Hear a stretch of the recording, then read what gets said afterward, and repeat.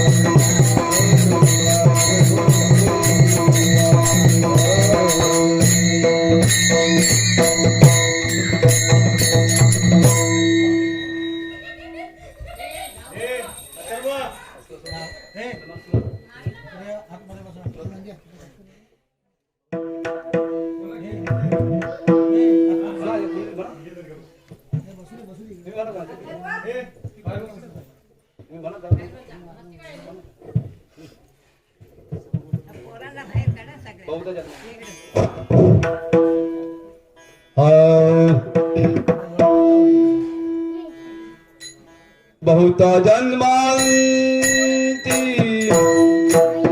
बहुत जन्मांती बहुत जन्मांती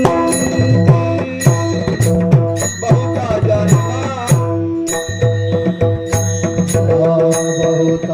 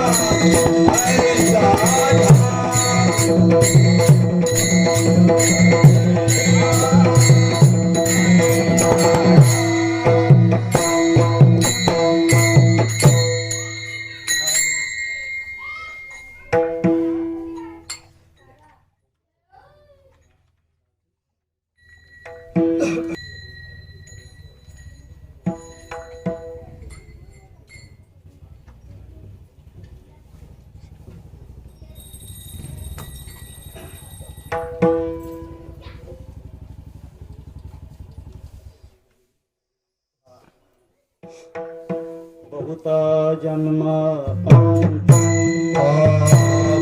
बहुता जन्मा बहुता जन्मांते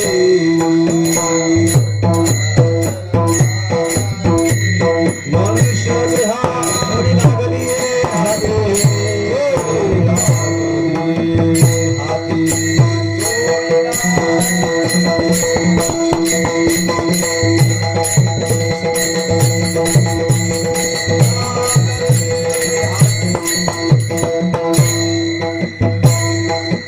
मनुष्य देहाचा भाव मनुष्य देहाचा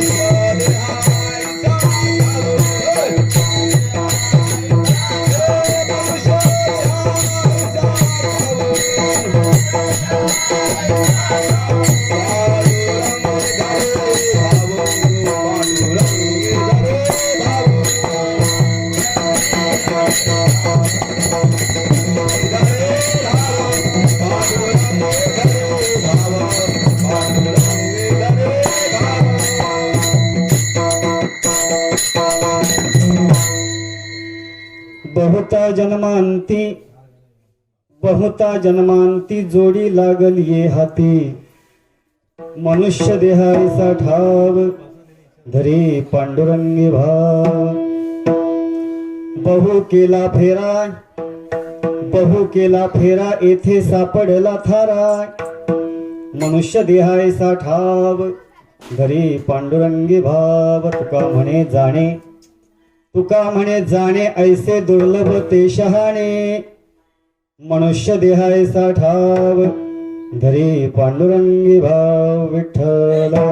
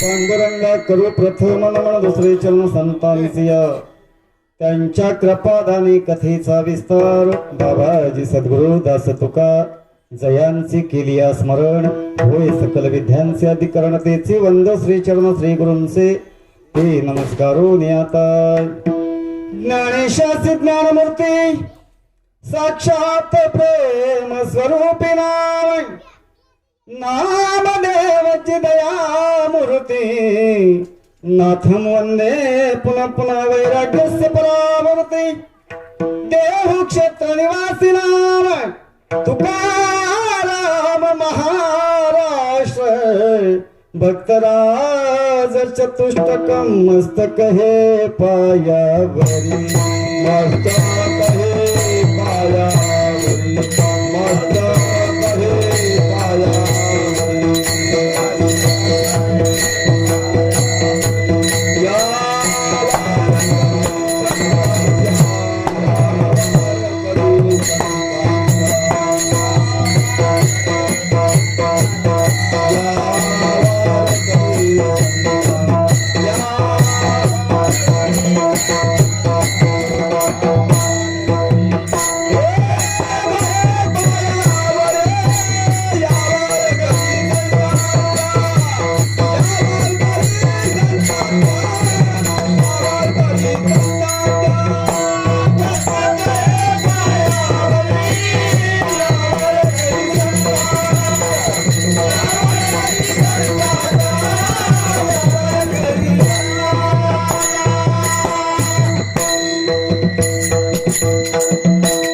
मस्तक हे पायावरी या वारकरी संतांच्या बहुता जन्मांती जोडी लागली हाती मनुष्य देहाय साठाव धरी पांडुरंगी भाव प्रस्तुत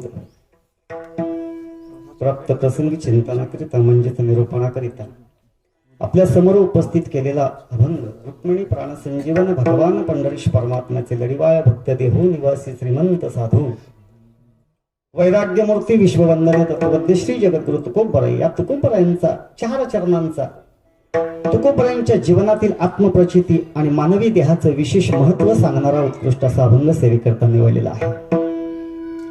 या अभंगाच्या माध्यमातून जगद्गुरु तुकोबराय आपल्या जीवनातील आत्मप्रचिती सांगतात. आत्मप्रचिती सांगत असताना जगद्गुरु तुकोबराय सांगू लागले, बाबा हा माझ्या जीवनातील एक अनुभव आहे. हा मनुष्य देह जो प्राप्त झालेला आहे ना, हा मनुष्य देह अत्यंत दुर्लभ आहे.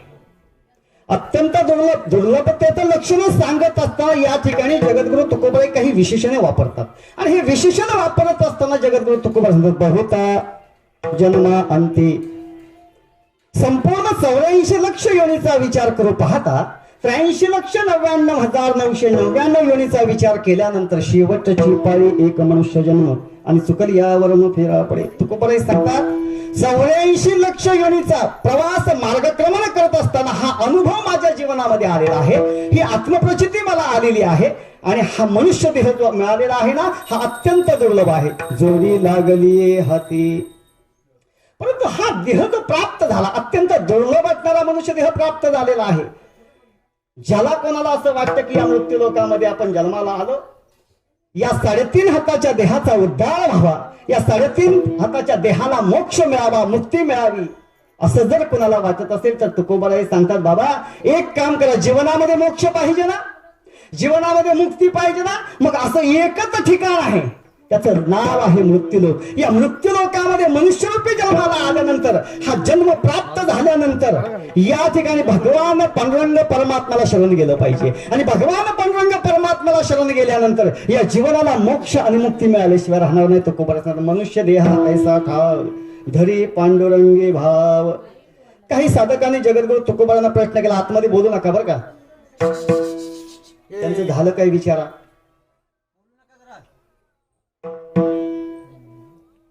विढला विढला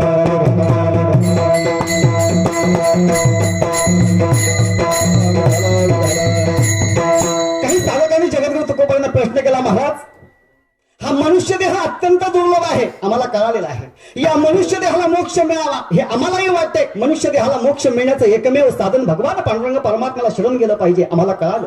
परंतु हे करत असताना जगद्गुरु तुकोबराय त्या साधकांनी विचारलंय, महाराज तुम्हाला याचा काही अनुभव?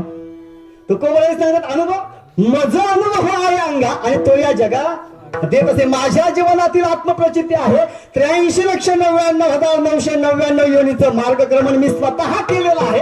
अनेक जन्मामध्ये 4ही युगामध्ये मी आहे. त्यामुळे मला या गर्भवासाच्या दुःखाचा अनुभव माझ्याकडे आहे. आणि शेवटचा पायी एक मनुष्य जन्म, मला हा शेवटी मनुष्य जन्म प्राप्त झाला. माझ्यासारखा दुसरा भाग्यवान कोण नाही. परंतु हे एकमेव मृत्यू लोकामध्ये असं एकमेव ठिकाण आहे की या मृत्यू लोकांमध्येच जन्माला आल्यानंतर या देहाला मोक्ष मिळवता येतो, या देहाला मुक्ती मिळवता येते. असं एकमेव ठिकाण आहे, त्याचं नाव आहे मृत्यूलोक. परंतु तुकोबाई सांगतात बाबांना हे सगळ्यांनाच कळतं अशातला भाग नाही. आणि ज्यांना ज्यांना कळालं त्यांनी आपल्या देहाचा उद्धार करून घेतला. महाराज तिन्ही लोकांमध्ये त्यांची कीर्ती आज अजरामर झाली की नाही मला सांगा. उभारिला ध्वज तिही लोकावरी ऐसी चराचरी कीर्ती ज्यांची. पुढे महाराष्ट्र नळबराई सांगता सगळ्यांची यादीच सांगितली. ते हे निवृत्तीनाथ ज्ञानेश्वर सोपान मुक्ताबाई ज्ञान दीप्तिका सगळ्यांची यादीच सांगितली. त्या ठिकाणी नळबराईने म्हणाले हे सगळे जणी आहेत ना, यांना कळालं या देहाचं विशेष महत्व विशेषत्व यांनी जाणून घेतलं. परंतु तुकोबाई सांगतात सगळ्यांनाच कळेल अशातला भाग नाही. ज्यांना ज्यांना भगवान परमात्म्याला शरण जाता आलं ना त्यांनी आपल्या देहाचा मात्र उद्धार केल्याशिवाय तुका म्हणे जाणे ऐसे दुर्लभ ते शहाणे मनुष्य देहायसा ठाव धरी पांडुरंगी भाव. असा या अभंगाचा शुद्ध सोपास्त्र असा भाव मी आपल्या समोर उपस्थित केलेला आहे. कीर्तनाचं निमित्त जवळजवळ सगळ्यांना ज्ञात आहे. तरी सुद्धा एक थोडक्यात पर्याय द्यायचा म्हणजे या ठिकाणी सीताबाई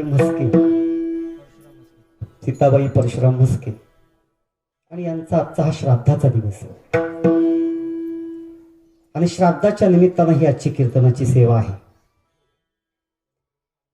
या श्राद्धाचं चिंतन पाहत असताना महाराज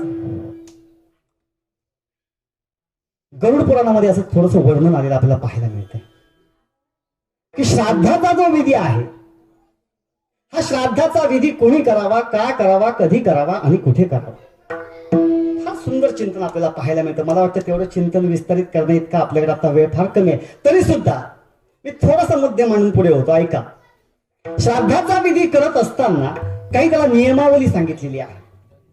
श्राद्धाचा विधी करतो आपण ज्या वेळेला त्यावेळेला काही विशिष्ट ठिकाणं सांगितली महाराज. हा श्राद्धाचा विधी एक तर स्ववास्तूमध्ये केला जातो, नाहीतर तीर्थाच्या ठिकाणी केला जातो. परंतु तीर्थाच्या ठिकाणी केलेला जो श्राद्धाचा विधी आहे ना याच्यासारखा दुसरा पुण्यवान विधी दुसरा कोणताही आपल्याला पाहायला मिळत नाही.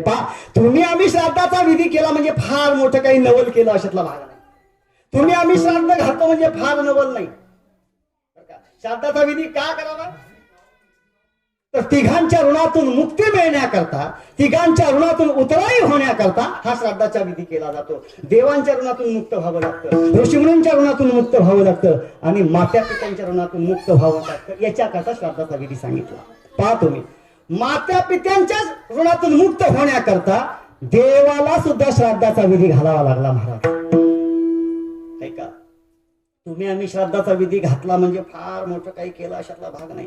तुम्ही आम्ही श्राद्धाचा विधी घालतो, कीर्तन प्रवचन भजनादी कार्यक्रम ठेवतो, फार नवल नाही. पहा तुम्ही हा करावाच लागतो. असा एक दंड काय महाराज, दंड काय, कारण देवाला करावा लागला.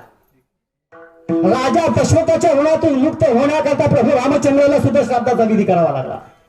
मग तुम्ही आम्ही काय, तुम्ही आम्ही श्राद्धाचा विधी केला म्हणजे काय फार मोठं नाही. परंतु राजा दशरथाच्या ऋणातून मुक्त होण्याकरता भगवान प्रभू रामचंद्राने श्राद्धाचा विधी अयोध्येमध्ये केला नाही महाराज.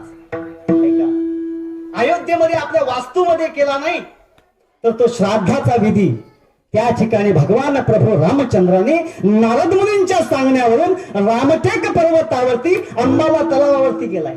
सुंदर वर्णन आपल्याला पाहायला मिळतंय बर का. भगवान प्रभू रामचंद्राला सांगितलं नारद मुनीने, राजा दशरथाची ज्या वेळेला बातमी कळाली आणि त्यावेळेला भगवान प्रभू रामचंद्र वनवासामध्ये आणि कळालं. नारद मुनीने सांगितलं, परंतु नारद मुनीने सांगितल्यानंतर भगवान प्रभू रामचंद्रांनी म्हणजे साक्षात जगाच्या मालकानं संताला विचारलं. संताला नारद मुनीने विचारलं, म्हणाले मुनिवर्य पिताश्रींच्या ऋणातून मुक्त होण्याकरता काहीतरी विधी सांगा. त्यावेळेला नारद मुनींनी सांगितलं काही काळजी करण्याचं कारण नाही, तुम्ही एक काम करा, त्या पिताश्रींच्या ऋणातून मुक्त होण्याकरता तुम्हाला देखील पिंडदान करावं लागणार आहे, तुम्हाला देखील श्राद्धाचा विधी करावा लागणार आहे. आणि त्यावेळेला नारद मुनींनी सांगितलं, म्हणाले तो श्राद्धाचा जो विधी आहे ना, तो तुमच्या वास्तूमध्ये न करता, अयोध्येमध्ये न करता, तो रामटेक पर्वतावरती त्या ठिकाणी म्हणजे तीर्थाच्या ठिकाणी तुम्हाला जाऊन करावा लागेल. आणि मग त्या ठिकाणी भगवान प्रभू रामचंद्र गेलेले आहेत आणि त्या ठिकाणी गेल्यानंतर त्या ठिकाणी जो श्राद्धाचा विधी केला, त्याच दिवसापासून, त्याच क्षणापासून त्या तलावाला अंबाला तलाव असं नाव पडलं. महाराज, मला सांगायचं तात्पर्य एवढंच आहे की सर्वसामान्य साधकानं श्राद्ध केलं म्हणून फार काही नवं नाही, देवाला सुद्धा करावं लागलं. माता पित्याच्या ऋणातून मुक्त होण्याकरता देवाला सुद्धा श्राद्धाचा विधी करावा लागला. तुकोबरा या ठिकाणी जर सांगा, हा मनुष्य देह जो प्राप्त झालाय, हा देह सुद्धा प्राप्त होता तो सहजासहजी प्राप्त झाला का? नाही. अहो, हा देह याच्याकरताच प्राप्त झाला, पूर्वी जन्मी केलेल्या पापाची परतफेड करण्याकरता मृत्यू लोकांमध्ये मनुष्य जन्म प्राप्त होतोय. पाहा तुम्ही, पूर्वजन्म पाप केले ते बहु विस्तारेले. अगदी सुंदर. सगळा काकडा जरी पाहिला तरी आपल्याला कळतंय की नाही मला सांगा. आता नुसता काकड्याचा जरी विचार केला ना तरी या मानवी देहाला जागृत करण्याचं एकमेव साधन म्हणजे काकडा आहे. अगदी सुरुवातीपासूनचा सगळा काकडा जरी आपण वाचून पाहिला ना तरी आपल्याला कळेल की संत महात्मे आणि स्वतः भगवान परमात्मा सर्वसामान्य साधकाला जागृत करण्याचं काम करतो म्हणजेच काकडा आहे. आहे की नाही? प्रत्येक ठिकाणी जागृत केलं, पण आपण जाग झालो का? नाही. वाजत असे बोंब कोणी नैकती कानी, आणि हरी हरी न म्हणता तया थोर झाले. आणि अगदी माऊलींच्या भाषेमध्ये थोडस आणखीन कठोर जर बोलायचं झालं ना महाराज, तर माऊली ज्ञानोबाला सांगतात, बाबा अरे ज्यानं हा देह निर्माण केला, हा 3.5 हाताचा देह ज्यानं आपल्याला दिला, त्याने देत असताना सुद्धा आपल्याकडून कोणत्या ना कोणत्या स्वरूपाची अपेक्षा केली महाराज. हा फुकट नाही दिला आपल्याला, आपल्याकडून अपेक्षा केली. पण अपेक्षा ती देवाची अपेक्षा होती, संत महात्म्यांची अपेक्षा होती, तुमच्या आमच्यासारख्याची अपेक्षा नव्हती. देवानं आपल्याकडे एकच अपेक्षा आपल्याकडून केली, ती म्हणजे माझं नामस्मरण करणारा कोणीतरी पाहिजे, म्हणून शेवटची पाळी एक मनुष्य जन्म. कशा करता? देवाचं नामस्मरण करण्याकरता, बर का? कारण देवाला सुद्धा माहित होतं ना, माझं नामस्मरण करणारा जर कोणीच नसेल तर देवाला किंमत आहे का? देवाला किंमत आहे का? आता 8 महिने मंदिरच बंद होती, अहो देवाला सुद्धा चैन पडत नव्हती ना महाराज, देवाला सुद्धा चैन पडत नव्हती, बर का? कर्म धर्म संयोगांना आज ती चालू झाली, बर का? हा योगायोग म्हणावा लागेल. लक्षात आलं की नाही? जाऊ दे, मी तिकडे जाणार नाही. परंतु भगवान परमात्म्याचं नामस्मरण करणारा जर नसेल तर देवाला सुद्धा किंमत नाही. हे संत महात्म्यांना कळालं, देवाला देखील कळालं, आणि म्हणून भगवान परमात्म्यानं हा 3.5 हाताचा नरदेह आपल्याला प्राप्त करून त्या देवाच्या ऋणातून उतराई व्हावं लागतं. मी 3 मुद्दे आपल्या समोर उपस्थित केले होते, नीट ऐका. मातृपितृ ऋणातून मुक्त व्हावं याच्याकरता श्राद्धाचा विधी, देवाच्या ऋणातून मुक्त व्हावं याच्याकरता श्राद्धाचा विधी, आणि 3रा मुद्दा मी आपल्या समोर उपस्थित केला होता, संत महात्मे आणि ऋषीमुनी यांच्या ऋणातून मुक्त होण्याकरता श्राद्धाचा विधी. मग तुम्ही म्हणाल आता संत महात्मे आणि ऋषीमुनी यांच्या ऋणातून मुक्त होण्याकरता श्राद्धाचा विधी, मग त्याच्याकरता साधन, त्याच्याकरता सुद्धा महाराज साधन सांगितलं. ऐका, त्याच्याकरता सुद्धा साधन सांगितलं. संपूर्ण काकडा जर पाहिला तर सगळी साधनं नुसती एका काकड्यामध्ये आपल्याला पाहायला मिळतात. प्रत्येक वेळेला आपल्याला जागृत केलं की नाही? देवाच्या ऋणातून मुक्त होण्याकरता श्राद्धाचा विधी. तरी सुद्धा आपण देवाला विसरतो की नाही मला सांगा? एखादा म्हणजे मी सकाळी उठल्यापासून संध्याकाळपर्यंत म्हणजे सूर्योदयापासून सूर्यास्तापर्यंत भगवान परमात्म्याला एक क्षणही विसरलो नाही. जर एक क्षण विसरलो नसतो तर तुकोबाळांना अभंग लिहावा लागला असता, कारे नाठविसी कृपाळू देवासी आणि पोषितो जगासी. संपूर्ण अभंग पाहून घ्या, 6 चरणांचा अभंग आहे. संपूर्ण अभंग पाहिल्यानंतर आपल्या लक्षात येत आहे की भगवान परमात्म्याचे किती उपकार आपल्यावरती आहेत. कोणी केली बाळा दुधाची उत्पत्ती, वाढवी श्रीपती सवे दोन्ही, फुटती तरुवर उष्ण काळमासी, जीवन तयासी कोण घाली, तेने तुझी काय नाही केली चिंता, राहे त्या अनंता आठवणी. तो भगवान परमात्मा सामान्य आहे का? सामान्य आहे? तुका म्हणे जाचे मामा विश्वंभर तुका म्हणे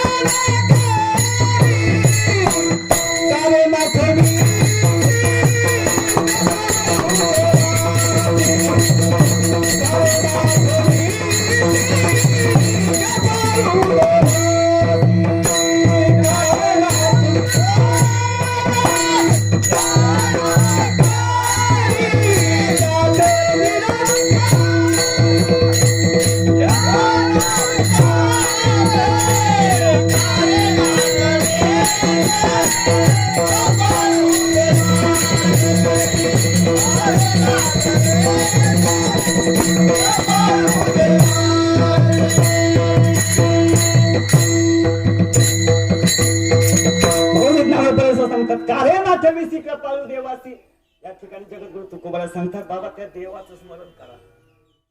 माऊली ज्ञानोबा सांगतात त्या देवाचं स्मरण जर तुम्ही केलंच नाही थोडस माऊली ज्ञानोबा कठोर भाषा आपण नेहमी बोलतो हरिपाठामध्ये बरं का नेहमी बोलतो. माऊली ज्ञानोबा सुद्धा कठोर भाषा वापरली.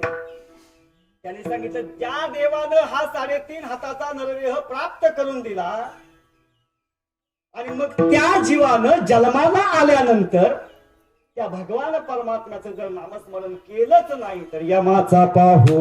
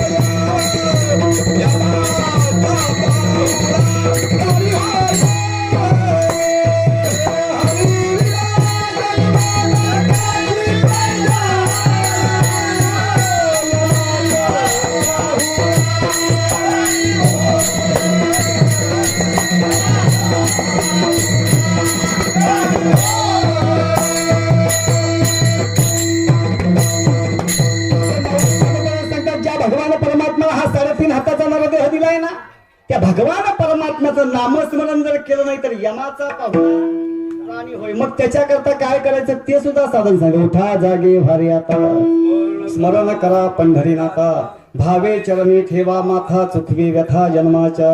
इथंच गप्प नाही राहिले इथंच गप्प नाही राहिले. आता त्या सर्व सामान्य साधकालाच जागृत केलं अशातला भाग नाही.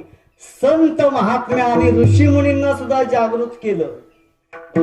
ज्या संत महात्म्या आणि ऋषी मुनी यांनी सर्व सामान्य साधकाला जाग केलं ना त्या संत महात्मे आणि ऋषी मुनींना सुद्धा जाग करावं लागलं. महाराज लक्षात घ्या. उठा साधू संत साधा आपुलाले हित जाईल हा नरदेह मग कैसा भगवंत. उठो निवेघेसी चला जाऊ राहुरासी जळतील पातकांच्या रासी काकडा आरती देखली आय.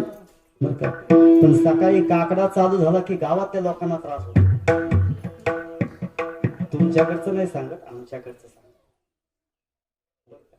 काकडा चालू झाला की सकाळी काही लोकांची डोकी उठतात. पण रात्रभर केलेल्या भजनात जे तथ्य नसेल महाराज तेवढं तथ्य त्या काकड्यामध्ये. सर्वसामान्य साधकाच्या जीवनाचा उद्धार झालाच म्हणून समजा. त्याच्याकरता मोक्षाकरता भीक मागण्याची गरज नाही बरं का, अजिबात नाही. हा देवांच्या ऋणातून मुक्त होण्याकरता भगवान परमात्म्याचं नामस्मरण, आई वडिलांच्या ऋणातून मुक्त होण्याकरता श्राद्धाचा विधी सांगितला. यांच्याही ऋणातून मुक्त होता येतो. आणि संत महात्म्यांच्या ऋणातून मुक्त होण्याकरता त्या ठिकाणी सुद्धा काही साधना सांगितली. मग त्या साधनेच्या माध्यमातून संत महात्मे आणि ऋषीमुनी या दोघांच्याही ऋणातून मुक्त होता येतं. संत चरणी भाव धरा, संत चरणी भाव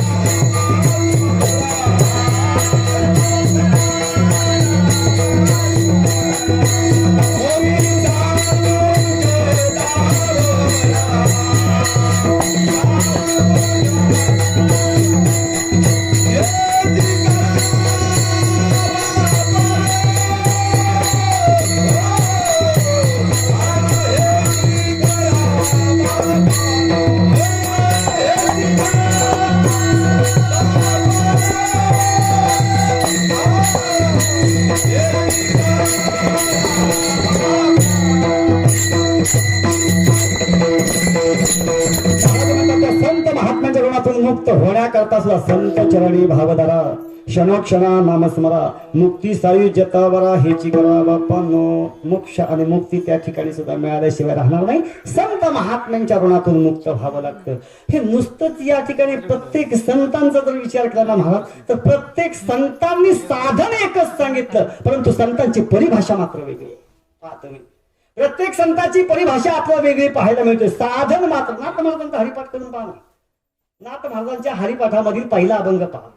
करावे बापानं साधन जरी काढीचे नका करू, हरिमुखी गाता हरपदी चिंता, प्राणाही मागुता जन्माची. अगदी अगदी संपूर्ण संतांची परिभाषा वेगळी, परंतु साधन मात्र एकच आहे. साधन एकच आहे. सर्वांच्या ऋणातून मुक्त होण्याकरता हा श्राद्धाचा विधी सांगितला. परंतु या ठिकाणी श्राद्धाचा विधी सांगत असताना, श्राद्धाचा विधी करत असताना त्याच्यासाठी सुद्धा काही नियम आणि काही अटी सांगितल्या. मगाशी सांगितल्याप्रमाणे अत्यंत पुण्य प्राप्त होण्याकरता मग आपण काही तीर्थाच्या ठिकाणी आपण जातो महाराज. आणि तीर्थाच्या ठिकाणी गेल्यानंतर आपण त्या ठिकाणी गेल्यानंतर पिंडदानाचा कार्यक्रम करतो. तो पिंडदानाचा कार्यक्रम एवढ्या करताच करायचा आहे की तीर्थाला केलेलं पिंडदान आहे ना, हे भगवान विष्णू पर्यंत पोहोचतंय. हे भगवान विष्णूंच्या पर्यंत पोहोचतंय म्हणून तीर्थाच्या ठिकाणी जाऊन पिंडदान करायचं. हा एक इतिहास सांगितला गेला. या ठिकाणी तुकोबाई सांगतात बाबा, पण हे कोण करतो? सर्वसामान्य साधकच करतो. पैसेवाला कधी पिंडदान करत नाही, कधी श्राद्ध करत. मी आता त्या चिंतनाकडे जाणार नाही. माझा थोडासा विषयाच मार्ग बद्दल म्हणून मी तिकडे जात नाही. असो, परंतु त्या ठिकाणी श्राद्धाचा विधी हा सर्वसामान्य साधक करतो. या श्राद्धाचा विधी सादर करण्याच्या पाठीमागचा मतितार्थ काय आहे, तर गेलेल्या जीवात्म्याला शांती प्राप्त व्हावी किंवा त्याचा मार्गक्रमणाचा मार्ग मोकळा व्हावा मग तुम्ही म्हणतात एकदा गेल्यानंतर तो मोकळा नाही का? मुळीच नाही. पूर्ण 1 वर्ष तो मार्गक्रमण करत असतो. असं पाहता गरुड पुराणाचा 3ऱ्या क्रमांकाचा भाग चिंतन करा. म्हणजे आपलं संपूर्ण आत्मा पहिल्या दिवसापासून 13 दिवसापर्यंत आपला आत्मा आणि 13 दिवसापासून पुढे 1 वर्षापर्यंत कोणकोणत्या ठिकाणी मार्गक्रमण करतो आपलं सगळ्याला सविस्तर चिंतन पाहायला मिळेल. पहा, हे करत असताना मार्गक्रमण चालू असताना योग्य रीतीनं तो आत्मा परमगतीस प्राप्त व्हावा याच्याकरता श्राद्धाचा विधी सांगितला. आणि हा श्राद्धाचा विधी करत असताना नामचिंतनाच्या माध्यमातून व्हावा याच्यासारखं दुसरं कोणतंही पुण्य नाही. हे सुद्धा त्याच्यामध्ये वर्णन आपल्याला पाहायला मिळतं. परंतु तुकोबाई सांगतात हे कोण? तुका म्हणे जाणे आणि ऐसे दुर्लभ ते. हे ज्यांना ज्यांना कळालं की बाबा आता याच्या पुढे आपल्याला मनुष्य देह प्राप्त होईल असं सांगता येत नाही. कारण अनेक जन्म भोगल्यानंतर हा अत्यंत दुर्लभ असा असणारा मनुष्य देह प्राप्त झाला. किती दुर्लभ! या दुर्लभतेचं विशेष चिंतन करून जर पाहिलं तर ते दुर्लभ म्हणजे किती दुर्लभ या ठिकाणी नाथ महाराज सांगतात. नरदेह दुर्लभ जाना 100 वर्षाची गणना त्यामध्ये दुःख यातना तुम्ही आठवा मधुसूदन. तुम्ही वासुदेव वासुदेव म्हणा. साधन तिथं झालं की नाही जागा म्हणजे भगवान परमात्म्याचं नामचिंतनच आहे. परंतु या ठिकाणी नाथ महाराज याला एकच वेळ दुर्लभ म्हणतात. महाराज एकच वेळ. पण माझ्या माऊली ज्ञानोबाने विचार केला. म्हणाले नाही, नाथ महाराज 1 वेळ दुर्लभ म्हणतात पण 1 वेळ दुर्लभ म्हणणे इतका दुर्लभ नाही, त्याच्याही पेक्षा दुर्लभ. म्हणून माऊली ज्ञानोबाने याला 3 वेळा दुर्लभ म्हटलं. दुर्लभ रे दुर्लभ रे दुर्लभ रे संसार का तुम्ही नेना आणि आहार निद्रेसाठी का दवडीता माणूस. संपूर्ण आपलं आयुष्य चाललंय. त्या आयुष्याची आपल्याला किंमत कळायला माऊली ज्ञानोबा सांगतात इतकं दुर्लभ नाही, 3 वेळा दुर्लभ म्हणतात. त्याच्याही पेक्षा थोडंसं आणखी विस्तृत चिंतन जर पाहिलं ना महाराज तर संपूर्ण संतांनी या देहाचे अधिकार, कोणी कर्तव्य, कोणी जागृती, सगळ्या संतांनी वेगवेगळ्या प्रमाणामध्ये आपल्याला सांगायला पाहिजे. या अभंगामध्ये ते गोड चिंतन आहे. या अभंगाचं संपूर्ण जर अभंग चिंतन आपण जर डोक्यात घेतला, अभंग नुसतंच घोकत राहिला ना तरी आपल्याला अभंग कळेल आणि या देहाचं महत्व आणि महत्व आपल्याला कळल्याशिवाय राहणार नाही. या ठिकाणी या संपूर्ण अभंगाचं चिंतन जर अजून थोडंसं विस्तृत चिंतनानं जर पाहिलं तर माझ्या माऊली ज्ञानोबा या देहाचं आद्य कर्तव्य सांगतात. या देहाचं आद्य कर्तव्य माऊली ज्ञानोबाई सांगतात. आता माऊली ज्ञानोबाई सांगतात अशातला भाग नाही. तर या 3.5 हाताच्या देहाचं आद्य कर्तव्य भगवान पांडुरंग परमात्मा, भगवान श्रीकृष्ण परमात्म्यानं कुरुक्षेत्रावरती अर्जुनाला सांगितलं. ऐका, कुरुक्षेत्रावरचा इतिप्रसंग तुम्हाला सगळ्यांना ज्ञात आहे, मी तिकडे जात नाही. परंतु ज्या वेळेला अर्जुनाच्या अंतःकरणामध्ये मोह निर्माण झाला, मोह निर्माण होण्याच्या पाठीमागचं कारण असं होतं की युद्धाचा प्रसंग जवळ आला आणि युद्धाच्या प्रसंगाला ज्या वेळेला गुरु द्रोणाचार्य संपूर्ण संत महात्मे ऋषीमुनी समोर उभे होते आणि त्यावेळेला भगवान परमात्म्यानं अर्जुनाला धरलं आणि म्हणाले चला बसा रथामध्ये. अर्जुन रथामध्ये आरूढ झाला आणि त्या रणांगणाच्या मध्यभागी येऊन ज्या वेळेला रथ उभा राहिला, रथ उभा राहिल्यानंतर भगवंतानं दाखवलं अर्जुनाला, अर्जुना पाहिलं का? म्हणाले हे सगळे समोर बसलेले आहेत ना, हे सगळे तुझे म्हणाले प्रतिस्पर्धी आहेत आणि इथं कशा करता तुला बोलावलं, इथं कशा करता मी आणलं? यांना म्हणाले मारण्याकरता तुला इथं आणलंय, यांच्याबरोबर तुला युद्ध करायचं आहे. अर्जुनानं फक्त एकदा दृष्टिक्षेप टाकला आणि अर्जुनानं दृष्टिक्षेप टाकल्यानंतर अर्जुनाच्या लक्षात आलं आणि ज्यांच्याकडून मी विद्या शिकलो, ज्यांच्याकडून माझ्या जीवनाचा अभ्यास केला, ज्यांच्याकडून ब्रह्मज्ञानाची प्राप्ती केली, असे गुरु द्रोणाचार्य समोर आहेत, सगळे ऋषीमुनी समोर आहेत, सगळे आप्तेष्ट, सगळे सोयरे त्या ठिकाणी आहेत आणि त्यांना म्हणाले मारायचं आहे आणि त्यांना मारल्यानंतर या राज्याचा उपभोग घ्यायचा आहे. देवाला सांगितलं, देवा अरे यांना मारून जर मला या राज्याचा उपभोग घ्यायचा असेल ना तर म्हणाले संन्यास पत्करेन, पण यांच्याबरोबर युद्ध करणार नाही. हे ज्या वेळेला भगवान परमात्म्यानं ऐकलं त्यावेळेला भगवान परमात्म्याला मग विचार पडला, आता म्हणाले काय करावं, युद्ध तर करावं लागणार, युद्धाची वेळ जवळ आलेली आहे आणि अशा अवस्थेमध्ये अर्जुनाच्या अंतःकरणामध्ये हा जर मोह निर्माण झाला तर हे युद्ध होणार नाही. काय करावं? आणि मग अर्जुनाच्या अंतःकरणामधील मोहाची निवृत्ती करण्याकरता भगवान परमात्मा तिथं त्याला 4 शब्द सांगितले, तीच गीता. त्याच गीतेचा उल्लेख माऊली ज्ञानोबाने सांगितला. म्हणाले अर्जुनाला भगवान परमात्म्याने गीता सांगितली, स्वमुखे आपण सांगितो श्री विष्णू. आणि श्री गीता हा प्रश्न अर्जुनाशी भगवान परमात्म्याने कुरुक्षेत्रावरती अर्जुनाला सांगितले. अर्जुनाच्या अंतकरणामध्ये मोहाची निवृत्ती झाली, युद्ध झालं. पुढचा इतिवृत्तांत तुम्हाला सगळा ज्ञात आहे. मी त्याचं चिंतन मानत नाही. मला एवढंच सांगायचंय, माऊली ज्ञानोबाने या देहात आद्य कर्तव्य सांगितलं जे भगवान परमात्म्यानं कुरुक्षेत्रावरती अर्जुनाला सांगितलं. भगवान परमात्मा सांगितलं अर्जुना यांना जर तू मारलं नाहीस तर हे मरणारच नाहीत अशातला भाग नाही. कारण उपजे ते नासे, नासे ते पुनरुपी दिसे, हे घटिका यंत्र जायचे परिवृत्ती. बर का, जन्माला येणारा प्रत्येक जीव हा मरणार आहे, प्रत्येक जीव मरणार आहे. नवे नवे त्याच्याही पुढे जाऊन जर सांगायचं झालं ना तर जन्माला ज्या दिवशी आला त्या दिवशी मरण सांगती घेऊनच आला. उपजल्या पिंडा मरण संगाते. बर का, बरं नुसतंच मरण घेऊन नाही आला महाराज. ज्या दिवशी जन्माला आला ना, मी तर त्याच्याही पेक्षा थोडस अजून पुढे जाऊन माझ्या अभ्यासाप्रमाणे मी असं म्हणेन की ज्या दिवशी जन्माला आला ना ती सुद्धा मुहूर्त शुभच होता आणि मरणार आहे तो सुद्धा मुहूर्त शुभच आहे महाराज. का तुम्ही म्हणाला महाराज जन्माला आल्यानंतर जन्माला येण्याचा जो मुहूर्त आहे हा शुभ मान्य केला, पण मरणाचा मुहूर्त शुभ कसा? जर मरणाचा मुहूर्त शुभ असता तर आम्हाला बोंब मारण्याची गरज काय होती? बरोबर आहे की नाही? पण मी तर म्हणेन जन्माला येण्याचा जो मुहूर्त आहे हा सुद्धा शुभ आहे आणि मरणार आहे ना तो सुद्धा मुहूर्त शुभच आहे. त्याचं एकमेव कारण असं आहे की जन्माला ज्या दिवशी येतो ना त्याच दिवशी त्याचा मरणाची वेळ, जागा, ठिकाण हे सगळं ठरलेलं असतं महाराज, सगळं ठरलेलं असतं. मग आपण उगाच म्हणतो असं झालं असतं तर तो मेलाच नसता, तसं केलं असतं तो मेलाच नसता. बाबा नाही, ज्या दिवशी तो जन्माला आला ना त्या दिवशी त्याच्या मरणाची वेळ आणि त्याचं ठिकाण हे निश्चित ठरलेलं असतं. त्याच्यामध्ये भगवान परमात्मा सुद्धा बदल करू शकत नाही. हे मी सांगत नाही, गरुड पुराण सांगतोय. ऐका, भगवान विष्णूंचं वाहन काय होतं? गरुड. सगळ्यांना ज्ञात आहे. भगवान विष्णूंचं वाहन गरुड होतं. भगवान विष्णूंचं वाहन गरुड असल्या कारणाने एक वेळ गरुडाला अभिमान झाला महाराज. ऐका, गरुडाला अभिमान झाला, मी भगवान विष्णूचं वाहन आहे. भगवान विष्णू कोणत्याही ठिकाणी जायचं झालं, जगाचा मालक आहे, विश्वाचा उपादान करताय, जेने विश्व निर्मिले, महर्षी देवा संस्थापिले, 21 स्वर्गाते राहिले सत्ता मात्रे आपुलिया, अशी संपूर्ण विश्वावरती ज्याची सत्ता आहे. अरे भगवंताच्या आदेशाशिवाय हे झाडाचं पान सुद्धा हलत नाही. वृक्षाची या पाने हाले ज्याची सत्ता राहिली अहंता मग कोठे. भगवंताच्या सत्तेशिवाय काही चालत नाही. म्या बोलविल्या वेद बोले, म्या चालविल्या सूर्य चाले, म्या हलविल्या प्राण हवे, जो जगात ते चालिता. असा असणारा विश्वाचा नायक, विश्वाचा उपादान करता भगवान परमात्मा आणि त्याचं मी वाहन आहे. मी कुणाचं तरी वाहन आहे का? मग माझ्या अधिकाराशिवाय भगवान परमात्मा जात नाही, मला घेतल्याशिवाय भगवान परमात्मा जात नाही. हा ज्या वेळेला गरुडाला अभिमान झाला त्या गरुडाचा अभिमान भगवान परमात्म्याला कळाला.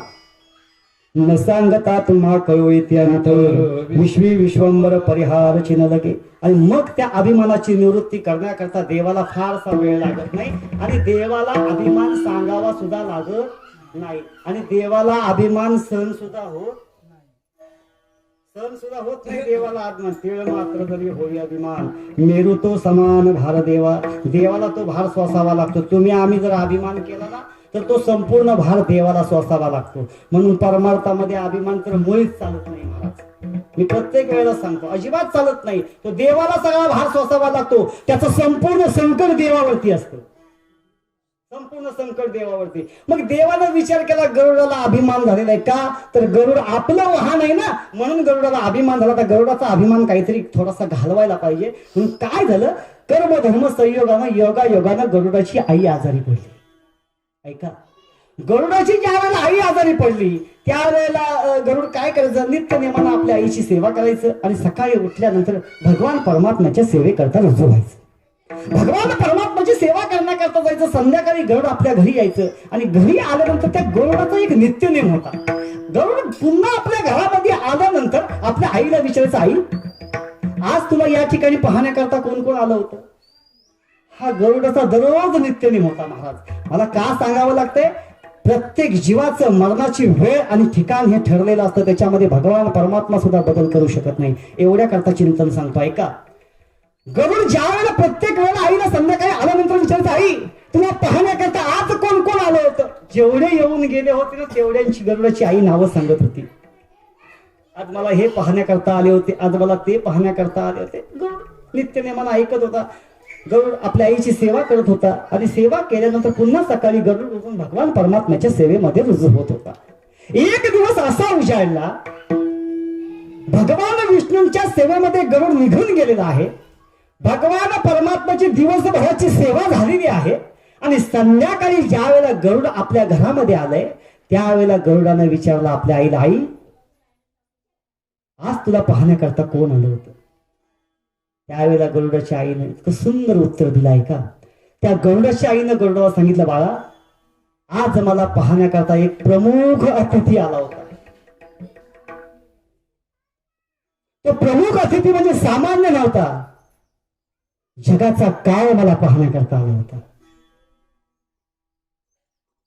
संपूर्ण जगताला ग्रासणारा जो काळ आहे ना, हा काळ म्हणाले या ठिकाणी आला होता. गरुडाला अजूनच अभिमान झाला महाराज, की ज्या ठिकाणी जगाचा काळ माझ्या आईला पाहण्याकरता आला आणि या ठिकाणी येऊन सुद्धा तो माझ्या आईला काही करू शकत नव्हता. याचा अर्थ म्हणाले मी भगवान परमात्म्याच्या सेवेमध्ये रुजू आहे ना, भगवान परमात्मा माझं काहीही करू शकत नाही. हा अभिमान गरुडाच्या अंतःकरणामध्ये होता. पण गरुड त्या ठिकाणी थांबला नाही. आपल्या आईला विचारलं, आई जगाचा काळ तुला पाहण्याकरता आला होता, त्यानं तुला काय विचारलं, काय तुझी चौकशी केली का? त्यावेळेला गरुडाची आई हसू लागली आणि सांगितलं, बाळा जगाचा काळ मला पाहण्याकरता आला होता ना, त्यानं माझी काहीही चौकशी केली नाही. तो या ठिकाणी आला, मला पाहिलं आणि जाताना हसला आणि निघून गेला. थोडं बारीक चिंतन ऐका. जगाचा काळ पाहण्याकरता आला, गरुडाच्या आईला पाहिलं आणि जाताना फक्त हसला आणि निघून गेला. हे ज्या वेळेला गरुडाला सांगितलं ना, गरुडाला महाराज ताप भरायची वेळ आली. जगाचा काळ माझ्या आईला पाहण्याकरता आला, आल्यानंतर काहीही चौकशी केली नाही आणि जाताना हसल्याने निघून गेला. रात्रभर गरुड झोपला नाही. दुसऱ्या दिवशी सकाळी उठला, भगवान परमात्म्याच्या सेवेकरता भगवान विष्णूच्या चरणावरती लोटांगण घातलं. देवाला सांगितलं, देवा अरे जगाचा काळ माझ्या आईला पाहण्याकरता आला होता, माझ्या आईला पाहण्याकरता आला, आईला पाहिलं आणि जाताना फक्त हसला आणि निघून गेला, याचं नेमकं कारण काय? देवाने सांगितलं, थोडा वेळ थांब. अजून म्हणाले घटिका भरलेली नाही. ज्या वेळेला वेळ येईल त्यावेळेला या प्रश्नाचं उत्तर मला विचारावं लागणार नाही, तुला आपोआप मिळाल्याशिवाय राहणार नाही. काही दिवस निघून गेले, परंतु याला गरुडाला काही चैन पडत नव्हती. गरुडाने विचार केला, जगाचा काळ ज्या अर्थी माझ्या घरापर्यंत आलाय त्या अर्थी माझ्या घराचा पत्ता त्याला सापडलेला आहे. आता आपण एक काम करावं, आपल्या आईचा पत्ताच बदलून टाकावा. काय केलं तुम्ही? गरुड भगवान विष्णूंच्या सेवेतून माघारी आलं आणि माघारी आल्यानंतर दुसऱ्या दिवशी आपल्या आईला उचलली आणि एका अरण्यामध्ये नेऊन एका खोरामध्ये नेऊन ठेवली. एका झाडाच्या खोळामध्ये नेऊन ठेवली आणि ठेवल्यानंतर नित्य नेमानं गरुड काय झालं, भगवान परमात्म्याच्या सेवेमध्ये रुजू झालं. आता भगवान परमात्म्याच्या सेवेमध्ये रुजू झाल्याच्या नंतर इकडं काय झालं, तीच घटका नेमकी गरुडाच्या आईच्या मरणाची होती. गरुडाच्या आईचा अंतकाळ जवळ आलेला होता आणि तीच वेळ साधली. कोणी? जगाच्या काळानं म्हणजे यमानं ती वेळ साधली आणि ज्या ठिकाणी गरुडाची आई होती ना त्या ठिकाणी यमराज जाऊन पोहोचला. त्या ठिकाणी जाऊन पोहोचला आणि पोहोचल्यानंतर आता यमराज आल्यानंतर काय करतो हे काही मी सांगण्याची गरज नाही बर का. यमराज त्या ठिकाणी जाऊन पोहोचले आणि गरुडाच्या आईची प्राणज्योत त्या ठिकाणी मावळली. संध्याकाळी गरुड आपल्या घरामध्ये आले. संध्याकाळी भगवान परमात्म्याच्या सेवेतून घरामध्ये गरुड ज्या वेळेला आला, आईने पाहिलं आणि आईला पाहिलं त्यावेळेला आपल्या आईची प्राणज्योत मावळलेली होती. त्यावेळेला त्याच्या प्रश्नाचं उत्तर त्याला सापडलं. कुणाला? गरुडाला. त्यावेळेला गरुडाने विचार केला आणि मग सांगितलं भगवान परमात्म्याला, देवा मी प्रश्नाचं उत्तर विचारलं, त्याचं उत्तर मला सापडलं. देवाने सांगितलं, सापडलं की सांगू? नाही, तुम्ही सांगितलं तरी खूप बरं होईल. त्यावेळेला भगवान परमात्म्याने गरुडाला सांगितलं, हे पहा, अरे ज्या वेळेला तुझ्या आईला पाहण्याकरता जगाचा काळ तुझ्या घरामध्ये आला होता, आईला पाहिलं, आईची चौकशी केली आणि निघून गेला. निघून जाताना ज्या वेळेला तो यम हसला होता की नाही, जगाचा काळ हसला होता, त्याला एकमेव कारण असं होतं की त्याला फक्त एकच करायचं होतं की याचा अंतकाळ जवळ आला होता आणि अंतकाळ जवळ आलेला असताना सुद्धा अजून गरुडाची आई घरामध्ये कशी एवढ्या करता तो हसला होता. कारण त्या ठिकाणी गरुडाच्या आईचं मरण नव्हतं. गरुडाच्या आईचं मरण एका झाडाच्या खोडामध्ये होतं आणि त्या ठिकाणी ती गेली कशी नाही याच्याकरता त्या काळाची एक खेप फुकट झाली. त्याला एकमेव कारण देवानं सांगितलं, माझ्या सानिध्यामध्ये होतास म्हणून तेवढा काळ तुझा पुढं वाढला. म्हणून संत महात्म्याने भगवान परमात्म्याचं नामचिंतन आणि त्यांच्या सानिध्यामध्ये संत चरणी भावधरा क्षणोक्षणी नामस्मरा आणि मुक्ती सायुज्यता वराहीची एवढ्या करता. मला सांगायचं तात्पर्य एवढंच आहे, इतका दुर्लभ माऊली ज्ञानोबा सांगतात. सामान्य दुर्लभ नाही, 3 वेळा दुर्लभ म्हणतात. या ठिकाणी माऊली ज्ञानोबा जीवनाचं आद्य कर्तव्य जे भगवान परमात्म्यानं अर्जुनाला सांगितलं होतं ते आद्य कर्तव्य माऊली ज्ञानोबा तुमच्या आमच्यासारख्या सर्वसामान्य साधकाला सांगतात. ऐका, ज्ञानेश्वरीमध्ये सुंदर वर्णन आपल्याला पाहायला मिळतं. पाहेता शरीराच्या गावा जया लागी आले पांडवा, तो कार्यार्थ अवघा सांडवणीया. आपण ज्याच्याकरता आपल्याला हा 3.5 हाताचा नरदेह प्राप्त भगवान परमात्म्याला करून दिला ना, त्या भगवान परमात्म्याचं नामचिंतन जीवनामध्ये हेच आपल्या जीवनाचं आद्य कर्तव्य आहे. हे कुणी सांगावं आणि देवाचं नामस्मरण करावं याला फारशी किंमत नाही महाराज, बरं का. कोणीतरी सांगितलं म्हणून भगवान परमात्म्याचं नामचिंतन करतोय, कोणीतरी सांगितलं म्हणून पंढरीची वारी करतोय, कोणीतरी सांगितलं म्हणून माळकरी झालो, काही किंमत नाही, बरं का. त्याच्याही पुढे जाऊन थोडस चिंतन सांगू का. अहो, जन्माला आला आणि किती वर्ष जगला याला काही किंमत आहे. जन्माला आला आणि 100 वर्ष जगला, काय किंमत आहे का. जन्माला आल्यानंतर कधी भगवान परमात्म्याचं नामचिंतन मुखामध्ये नाही, कधी संत महात्म्यांचं सानिध्य जीवनामध्ये नाही, ज्ञानेश्वरी गीतेचं कधी पाठन केलं नाही, कधी पठन केलं नाही, कधी चिंतन केलं नाही, कधी मनन केलं नाही, कधी मंदिरामध्ये हरिपाठाला गेलं नाही, कीर्तनाला गेलं नाही, भजनाला गेलं नाही, जागृतानी याचा कधी संबंध नाही. मग 100 वर्ष जगून काय उपयोग आहे महाराज. किती वर्ष जगला याच्यापेक्षा कसा जगला याला फार किंमत आहे. जन्माला आल्यानंतर किती वर्ष जगला याच्याही पेक्षा तो कसा जगला याला किंमत आहे महाराज. कसा जगला याला किंमत आहे. पहा ना, सगळ्या संत महात्म्यांचा विचार करून पहा. सगळ्या संत महात्म्यांच्या मध्ये माझ्या नामदेवरायांचं आयुष्यमान जास्त आहे. पहा तुम्ही, माझ्या नामदेवरायांचं आयुष्यमान जास्त आहे. बाकी सगळे संत वयानं कसं आहे, सगळे लहान आहेत, सगळे लहान आहेत महाराज. पण आज कीर्ती कशी आहे. तुका म्हणे एक मरणची सरे आणि उत्तमची उरे कीर्ती माझी. आज 750 वर्षाचा काळ लोटला तरी अजून असा कोणी साधक मिळणार नाही की कोण माऊली ज्ञानोबा आहे, कोण तुकोबा आहे, कोण निळोबा आहे, कोण मुक्ताई, कोण म्हणेल का. सांगावंही लागत नाही महाराज, सांगावंही लागत नाही. वारीला ध्वज तिही दुखावई ऐसी कीर्तनाचरी कीर्ती जानसी, ते हे निवृत्तीनाथ ज्ञानेश्वर सोपान मुक्ता ज्ञान दीप्तिका. काही सांगावं लागत नाही, काही सांगावं लागत नाही. म्हणून जीवन असं असावं. या ठिकाणी याच्याकरता माऊली ज्ञानोबा जीवनाचं काय सांगतात, आद्य कर्तव्य. चला त्याच्याही पुढे. या ठिकाणी माऊली ज्ञानोबा जीवनाचं आद्य कर्तव्य सांगतात. परंतु नाथ महाराज सांगतात, बाबा या मनुष्य देह प्राप्त झाल्यानंतर भगवान परमात्म्यानं हा नरदेह नुसता दिला आणि भगवान परमात्म्याचं काम संपलं असं झालेलं नाही.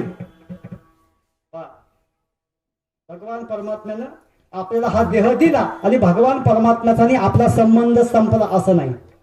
भगवान परमात्म्यानं हा नरदेह आपल्याला प्राप्त करून देत असताना या जीवनामध्ये अधिकारही प्राप्त करून दिलाय महाराज.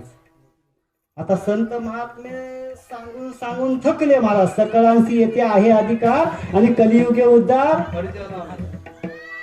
बर का. तरी सुद्धा लोक म्हणतात सप्तानाम ते बुवांचं आमचं नाही का. पण तसं नाही. सकळांशी येते आहे अधिकार आणि कलियुगी उद्धार हरीच्या नामे. या ठिकाणी नाथ महाराजांनी या जीवनाचा अधिकार सांगितला. 84 लक्ष योनी यात मनुष्य देहा वाचोनी अधिकारी ब्रह्मज्ञानी आन कोणी असेना. दुसरा कोणी नाही महाराज. पहा तुम्ही इतर सगळ्या योनीचा विचार करून पहा. त्यांना अधिकार प्राप्त करून घेता येईल का. नाही येता येणार ना. हा मनुष्य देह असा एक आहे की भगवान परमात्म्याच्या नामचिंतनाच्या माध्यमातून जीवनामध्ये ब्रह्मज्ञानाची पदवी प्राप्त करता येते. नाथ महाराज सांगतात जीवनामध्ये ब्रह्मज्ञानाची पदवी आणि ब्रह्मज्ञानाची पदवी प्राप्त करत असताना ही पदवी भगवान परमात्म्याकडे मागायला जरी गेलो तरी मिळत नाही. पण ही पदवी महाराज संत महात्म्यांच्या सानिध्यामध्ये प्राप्त होते. किती वर्णन चिंतन सुंदर पाहायला मिळतं. पहा, देवाकडे तुम्ही जा आणि देवाला सांगायचं ब्रह्मज्ञानाची पदवी जीवनामध्ये प्राप्त व्हावी असं वाटतंय. देव सुद्धा स्वतः सांगतो, बाबा हे खातं माझ्याकडे नाही, हे खातं कोणाकडे आहे? संतांच्या ठिकाणी. हे माझ्याकडे खातं नाही. आता तुमचं आमचं जाऊ द्या, थोडस अजून थोडं विस्तृत चिंतन आतमध्ये जाऊन सांगू का? भागवतामध्ये सुंदर चिंतन आलंय महाराज. भागवतामध्ये ते भागवत आपल्याला असं सांगतंय, नाथ महाराजांचं वर्णन आलंय की जगाच्या मालकाची उत्पत्ती देवकीच्या रुद्रामधून झाली. ऐका, जगाच्या मालकाची उत्पत्ती देवकीच्या रुद्रामधून झाली आणि देवकीच्या रुद्रामधून जगाच्या मालकाची उत्पत्ती झाली. त्यात जगाच्या मालकाच्या बापाचं नाव आहे वसुदेव. परंतु वसुदेवाला ज्या वेळेला कळालं की जगाचा मालक या ठिकाणी मथुरा सोडून ज्या वेळेला गोकुळामध्ये निघालाय, आता गोकुळामध्ये गेल्यानंतर या जगाच्या मालकाची माझी भेट होणार नाही म्हणून अंतःकरणामध्ये दुःख प्राप्त झालं. आणि अंतःकरणामध्ये दुःख प्राप्त झाल्यानंतर त्या दुःखानं तो शोक करत अरण्यामध्ये निघून गेला. कोण? वसुदेव. वसुदेव ज्या वेळेला अरण्यामध्ये निघून गेला आणि नारद मुनींची भेट झाली. नारद मुनींची भेट झाल्यानंतर आता नारद मुनीच ते नारद मुनींनी वसुदेवाची चौकशी केली. म्हणाले, वसुदेवा, अरे आज मथुरेमध्ये आनंद झालाय, जगाचा मालक त्या ठिकाणी निर्माण झालेला आहे. विशेष करून तो जगाचा मालक तुझ्या रुद्रामध्ये अवताराला आलाय आणि असं असताना तू या ठिकाणी अरण्यामध्ये काय करतोय? त्यावेळेला वसुदेवाने सांगितलं, मुनिवर्य, जगाचा मालक माझ्या रुद्रामध्ये माझ्या हृदयामध्ये आलेला आहे. मला सगळं माहित आहे, सगळं माहित आहे. तो गोकुळामध्ये चाललेला आहे आणि गोकुळामध्ये गेल्यानंतर त्याचा आणि माझा विरह होणार आहे. हा विरह मला सहन होत नाही. माझ्या अंतःकरणामध्ये एकच इच्छा झालेली आहे, हा गोकुळामध्ये गेला तरी चालेल, परंतु गोकुळामध्ये जात नसताना त्यानं माझ्या जीवनामध्ये ब्रह्मज्ञानाची प्राप्ती व्हावी आणि त्या भगवान परमात्म्याने माझ्या जीवनामध्ये ब्रह्मज्ञानाची प्राप्ती करून घ्यावी, एवढीच अंतःकरणामध्ये इच्छा आहे. नारद मुनी म्हणू लागले, काय मूर्ख आहेस का? अरे हे तर अत्यंत सोपं आहे ना. अरे ब्रह्मज्ञानाची प्राप्ती जीवनामध्ये करायची आहे ना, ही ब्रह्मज्ञानाची प्राप्ती तो जगाचा मालकच करून देईल ना. आता नारद मुनींना हे सगळं माहित होतं बरं का, जगाचा मालक ब्रह्मज्ञानाची प्राप्ती करू देणार नाही वगैरे, हे सगळं माहित होतं नारद मुनींना. पण वसुदेवाच्या मुखातून ऐकायचं होतं. त्यावेळेला वसुदेवानं नारद मुनींना सांगितलं, मुनिवर्य, ठीक आहे, तुम्ही जसं सांगताय तसं करतो. अरण्यातून पुन्हा माघारी आला. भगवान परमात्म्याच्या चरणावरती लोटांगण घातल्याने सांगितलं, देवा, मला माहित आहे तुला मी पूर्ण ओळखलं, पूर्ण परब्रह्म तू आहेस, मी तुला ओळखलेलं आहे. माझ्या जीवनामध्ये ब्रह्मज्ञानाची प्राप्ती व्हावी एवढीच अंतःकरणामध्ये इच्छा आहे का? तर तू आता गोकुळामध्ये निघालेला आहेस, तुझा आणि माझा विरह होणार आहे आणि हा विरह मला कधीही सहन होणार नाही. याच्याकरता माझ्या जीवनामध्ये ब्रह्मज्ञानाची प्राप्ती व्हावी. भगवान परमात्म्याने सांगितलं, ब्रह्मज्ञानाची प्राप्ती जीवनामध्ये व्हावी असं वाटतं ना, तर ज्याने तुम्हाला माझ्याकडे पाठवलं ना त्यांच्याकडेच जा. आता हे देवाला सगळंच माहित होतं ना, हा गेला होता कुठे, कोणाकडे मागितलं, कुणी सांगितलं, माझ्यापर्यंत कसा आला. म्हणाले, तुला मागायचं होतं ते मगाशीच का नाही मागितलं? अरण्यात जायची काही गरज होती का? मग अरण्यात गेल्यानंतर संत महात्मे त्या ठिकाणी भेटले, नारद मुनी त्या ठिकाणी भेटले आणि नारद मुनींनी सांगितल्यानंतर हा भगवान परमात्म्याकडे आलेला आहे. भगवान परमात्म्याने सांगितलं, ज्याने तुला माझ्याकडे पाठवलं त्याच्याकडे जा, त्यांच्या ठिकाणी तुला ब्रह्मज्ञानाची पदवी प्राप्त होईल. मला ती देण्याचा अधिकार नाही. तो माझा पुत्र श्रीकृष्ण परी मुझे मिसांगे ब्रह्मज्ञान आणि वंदोनी माझेची चरण म्हणे, बालक मी पूर्ण तुझा. मला देताच येत नाही म्हणाले. का? त्याचं एकमेव कारण, जरी जगाचा बाप जरी मी असलो ना तरी म्हणाले, आज काय झालं माहितीये का, आज मी तुझा मुलगा आहे आणि तू माझा बाप आहेस. विठ्ठल विठ्ठल.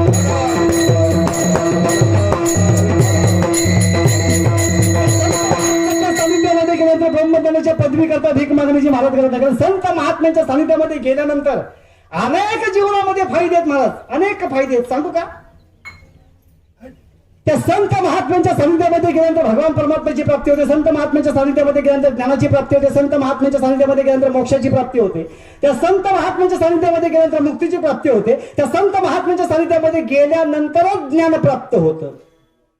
मग त्या ठिकाणी वशिलीबाजी चालत नाही. आणि ती वशिलीबाजी एक वेळ उद्धवान करून बघितली महाराज, पण ते काही जमलं नाही. जमलं बरं का. आज माझं ते चिंतन नाही म्हणून मी पुढे जातो. पण एक वेळ वशिलीबाजी करून बघितली, तेही जमलं नाही. आणि उद्धवानं ते उत्तर ऐकल्यानंतर मग उद्धव संत महात्म्यांच्या सानिध्यामध्ये आला. आणि संत महात्म्यांच्या सानिध्यामध्ये आल्यानंतर मगच भगवान परमात्म्याची जीवनामध्ये प्राप्ती झाली. तोपर्यंत भगवान परमात्म्याची जीवनामध्ये प्राप्ती होत नाही. चला त्याच्याही पुढे मी दुसरा मुद्दा आपल्या समोर उपस्थित केला होता की हा मनुष्य देह कसा आहे, अत्यंत दुर्लभ.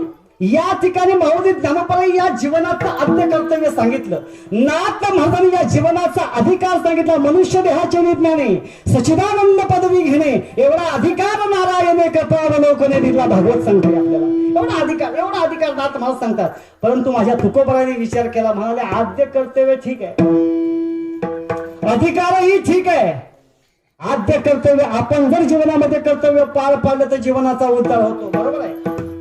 सर्वसामान्य साधकाला न जमणारं साधन आहे की नाही मला सांगा. जन्माला आल्यानंतर संत महात्म्यांच्या सांगण्यावरून जे आद्य कर्तव्याचं आपण जे आचरण करतो ते आपल्याकडून होईल का महाराज?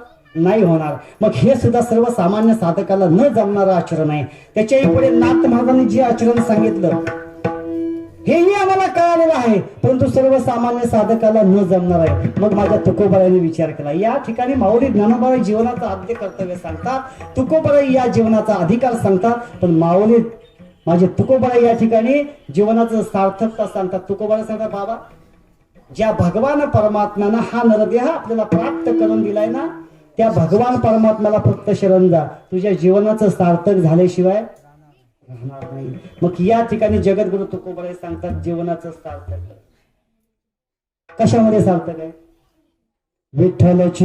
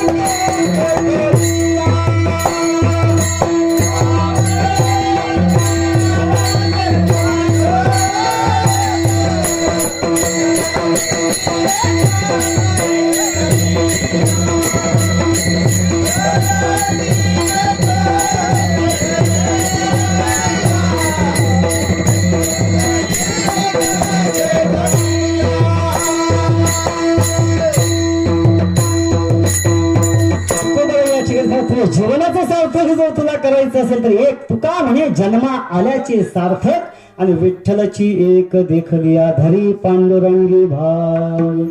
काय कर, त्या भगवान परमात्म्याला शरण गेल्याशिवाय तुझ्या जीवनाचं सार्थक होणार नाही. आणि हे सार्थक करून घेण्याकरता यदा कदाचित जर आपण असं म्हटलं की हे काही याच जन्मी करायला पाहिजे का, तर तुकोबाराई सांगतात यदा कदाचित पुढचा जन्म तुला मिळेल तसं सांगता येत नाही. कारण मुळात हा पहिल्यांदा कसा मिळाला, अभंगाचं प्रथम चरण. बहुता जन्मांती बहुता जन्मांती बहुता जन्मांती बहुता जन्मांती बहुता जन्मांती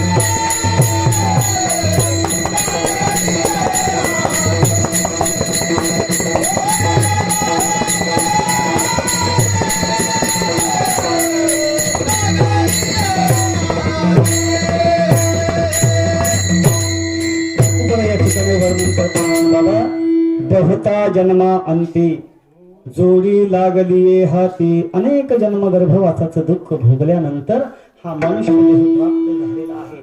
या गर्भवासाच्या दुःखाचं वर्णन करत असताना काय सांगू गर्भीच्या यातना मज भोगिता नारायणा. मांस मळ मूत्र दाना तुझं क्षण तुकोबरे सांगतात ते गर्भवासाचं दुःख तरी काही सोपं आहे का. तरी सुद्धा 83,99,999 योनीचं गर्भवासाचं दुःख भोगल्यानंतर शेवटची पाळी एक मनुष्य जन्म. अनेक जन्माचं दुःख वासाचं गर्भ भोगल्यानंतर हा मनुष्य देह प्राप्त झाला. इतका हा दुर्लभ आहे, इतका दुर्लभ आहे. पण हा सहजासहजी मिळतो का, मागून मिळतो का, नाही. देवाधिकांना सुद्धा मिळाला नाही. देवांना सुद्धा तो दुर्लभ होता आणि तो आपल्याला सहजासहजी प्राप्त झाला. देवाने सुद्धा विचार केला, देवाने सुद्धा प्रयत्न केले. देवाने प्रयत्न सोडले नाही महाराज. सोडले का. य लोकीचा हा देह देव इच्छिता ती पाही धन्य आम्ही जन्मालो दास विठोबाचे. तुकोबरे सांगतात आमच्यासारखा भाग्यवानच कोण नाही. आहे का आपल्यासारखा भाग्यवान. आपल्यासारखा भाग्यवान कोण नाही. याचं कारण असं आहे की आपल्याला सहजासहजी प्राप्त झाला. महाराज त्याच्याही पेक्षा थोडं अजून वेगळं सांगू का. त्यांच्याही पेक्षा आपण भाग्यवान आहोत. कसं सांगू. आपण सुद्धा देवाच्या सानिध्यामध्ये आपल्याला भगवान परमात्म्याला हा देह प्राप्त करून दिलाय महाराज. मग आपण किती भाग्यवान. सगळ्यांपेक्षा आपण भाग्यवान आहोत. आज की नाही मला सांगा. ज्या भगवान परशुरामांच्या पदस्पर्शाने पावन झालेल्या पवित्र भूमीमध्ये आपल्याला जन्म मिळाला. आपण किती भाग्यवान आहोत.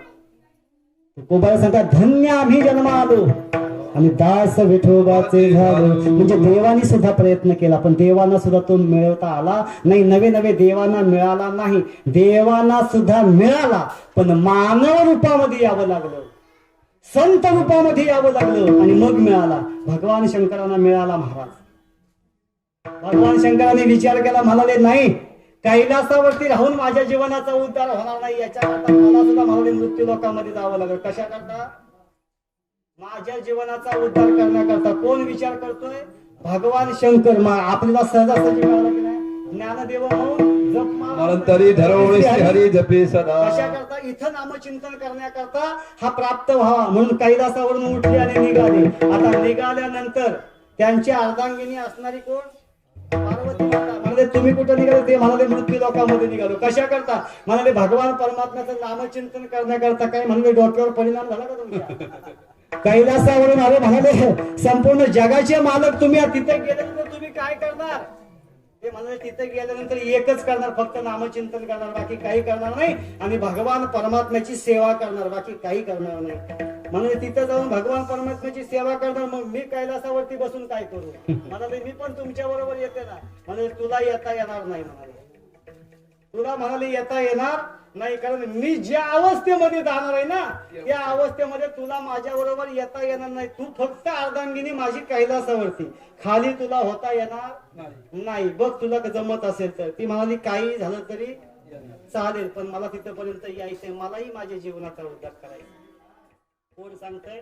पार्वती माता सांगते. मग म्हणाले ठीक आहे चल म्हणाले. परंतु म्हणाले मी जातोय. मी कसा जातोय माहित आहे का. मी म्हणाले हनुमंतरायांच्या रूपामध्ये जातोय. मग आता विचार कर. म्हणाले मी जर हनुमंतरायांच्या रूपामध्ये जातोय तर तुला अर्धांगणी म्हणून जर खाली घेऊन गेलो लोक मारतील ना मला. त्या बाबाचं लग्न झालं नाही. म्हणाले तुला कशी नेऊ. तुला म्हणाले नेता येणार नाही. ही काय ऐकण्याच्या मनस्थितीमध्ये नव्हती. म्हणाले तुम्ही जिकडे जाल तिकडेच मी येणार. पण मी म्हणाले कैलासावरती बसून काय करू. म्हणाले तुला यायचंच आहे ना. म्हणाले चल तुलाही म्हणाले घेऊन जातो पण मी जिथं ठेवीन तिथं राहायचं. तुझं डोकं लावायचं नाही. सांगेन तेच ऐकायचं. ती म्हणाली काही हरकत नाही परंतु म्हणाले तुमचा आणि माझा विरह होता कामा नाही. एवढंच म्हणाले फक्त वरदान द्या.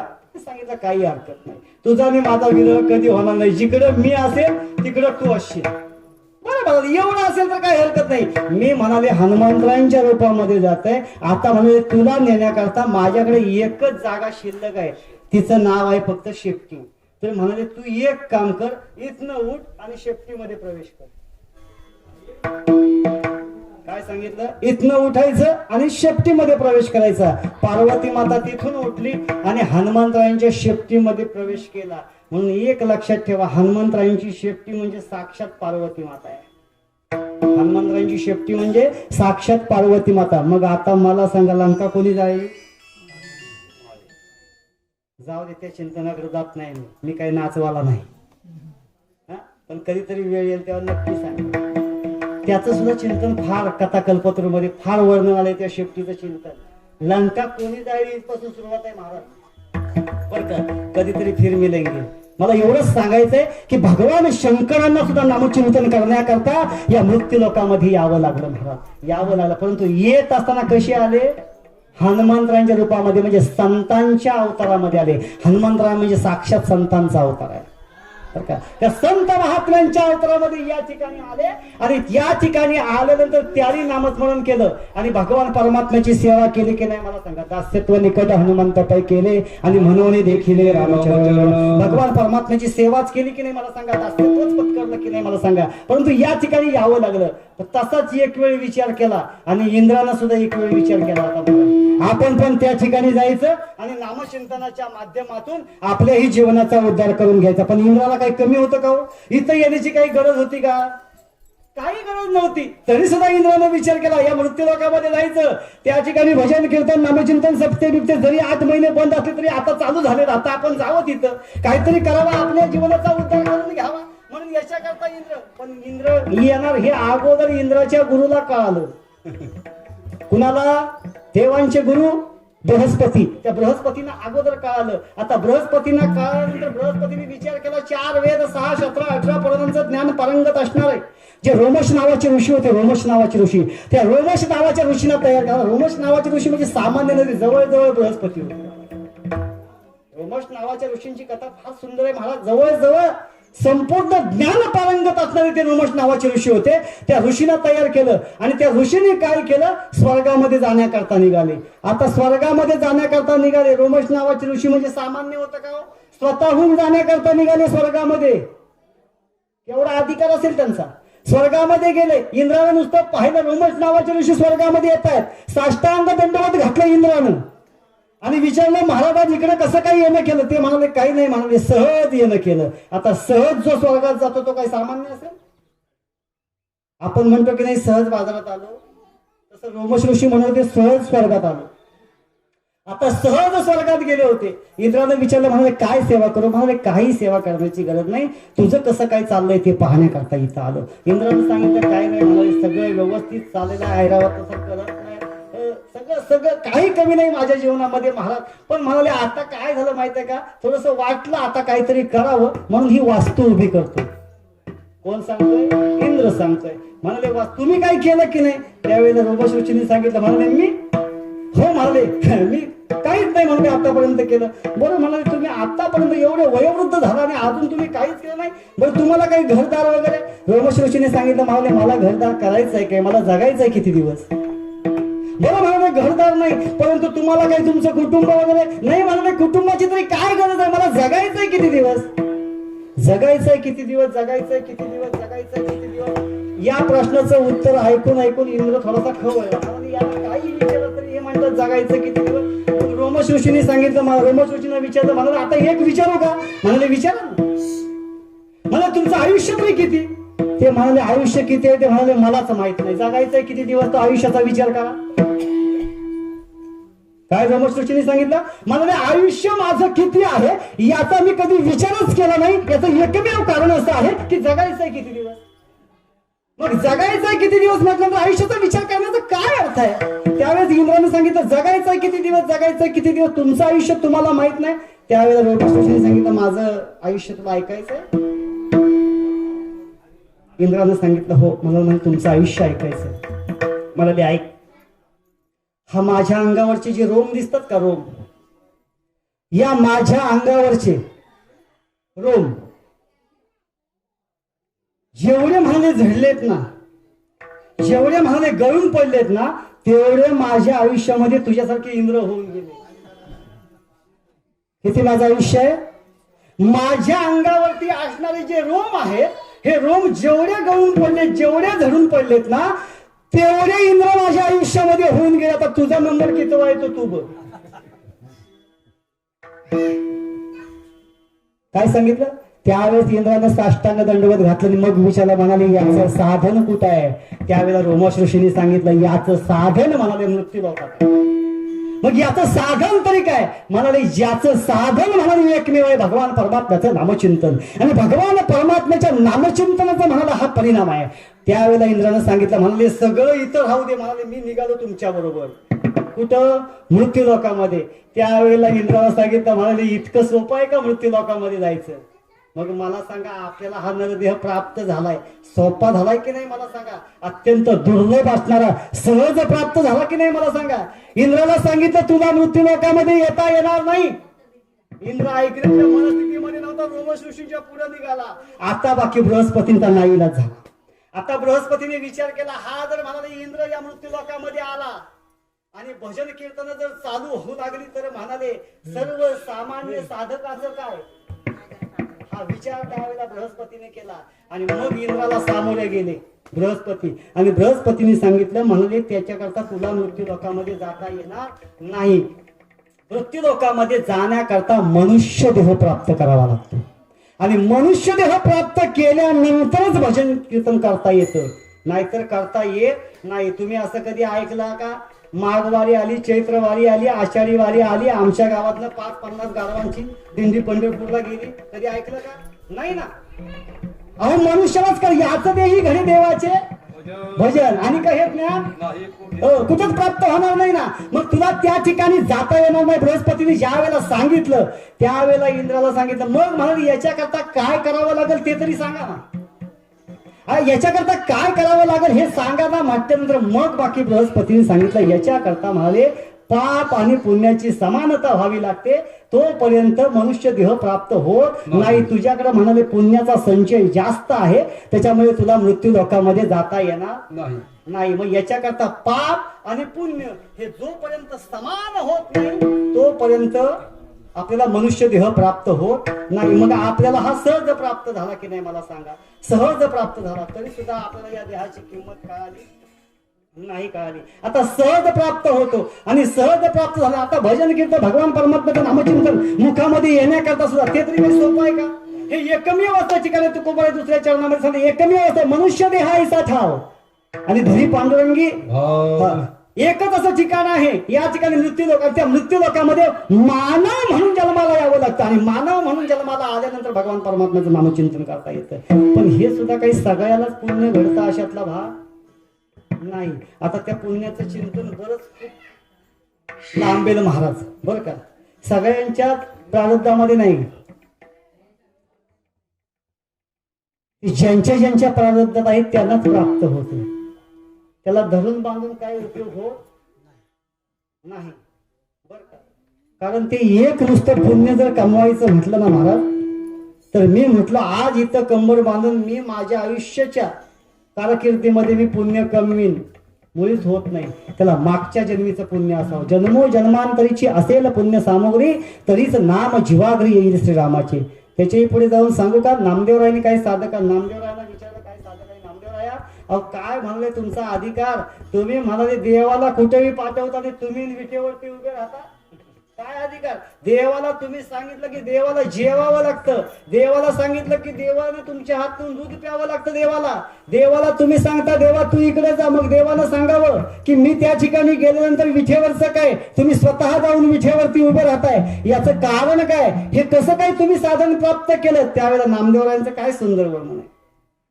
जन्मोजन्मी आम्ही बहु पुण्य केले तेव्हा या विठ्ठले कृपा केली. सामान्य नाही, जन्मो जन्माचं पुण्य आहे महाराज. पण हे पुण्य सुद्धा महाराज एकाच नाही बरं का. आपल्या पाठीमागे आपल्या मुखामध्ये नामस्मरण येण्याकरता सुद्धा महाराज चौघांचं पुण्य लागतं आपल्याजवळ. किती? चौघांचं. आता त्या चौघांच्या पुण्याचं चिंतन मांडायला माझ्याजवळ महाराज वेळ नाही, तरी सुद्धा धावता भावार्थ सांगतो ऐका. हे पुण्य प्राप्त होण्याकरता, पुन्हा मनुष्य देह प्राप्त व्हावा असं जर अंतःकरणामध्ये इच्छा झाली तर त्याच्या पाठीमागे चौघांचं पुण्य असावं लागतं. मग ते चौघांचं पुण्य कुणाचं असावं लागतं? एक आईचं पुण्य असावं लागतं, वडिलांचं पुण्य असावं लागतं, वंशाचं पुण्य असावं लागतं आणि स्वतःचं पुण्य असावं लागतं. या चौघांचं पुण्य आयुष्यामध्ये जर असेल ना तर जीवनामध्ये उद्धार झाल्याशिवाय राहत नाही. पण त्याच्याकरता आईनं पण पुण्य करावं लागतं, वडिलांनीही पुण्य करावं लागतं. आता मला सांगा, आई वडील कधीच नामस्मरण त्यांनी केलं नाही जीवनामध्ये,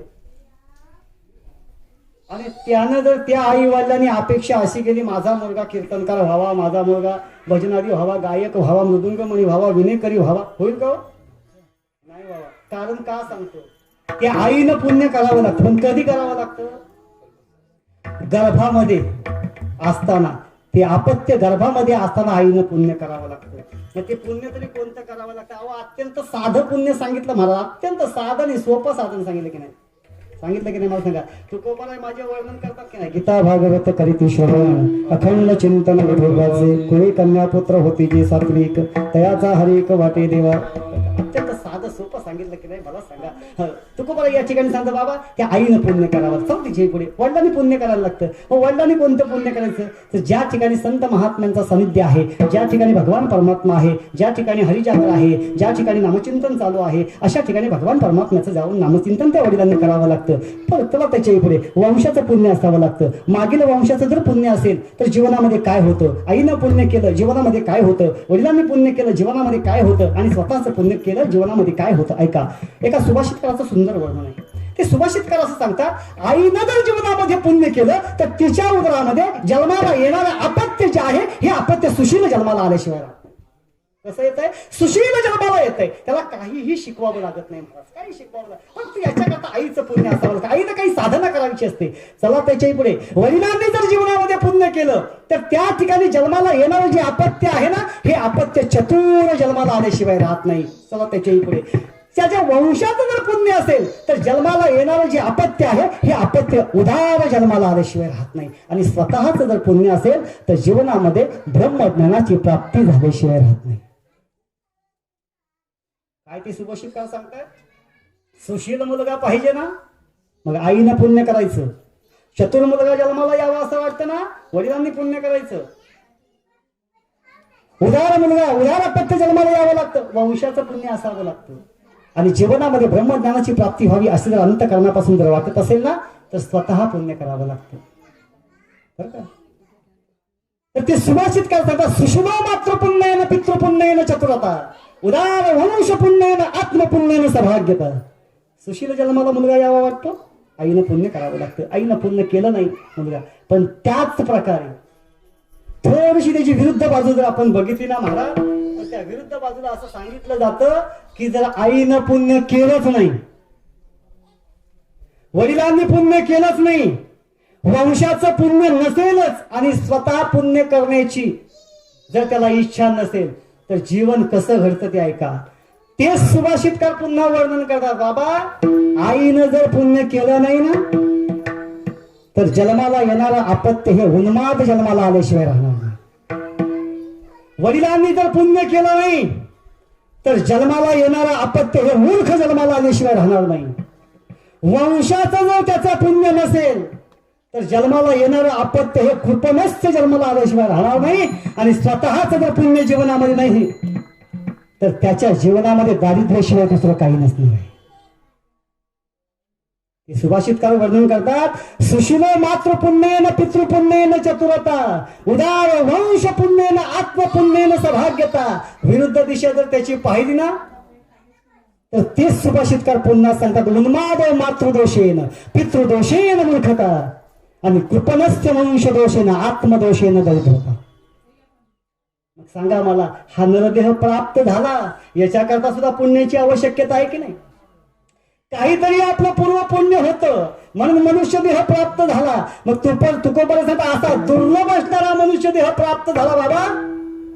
मग आता एक काम कर, ज्या भगवान परमात्म्याला हा नरदेह प्राप्त करून दिला ना, त्या भगवान परमात्म्याचं नामस्मरण कर. विठोबा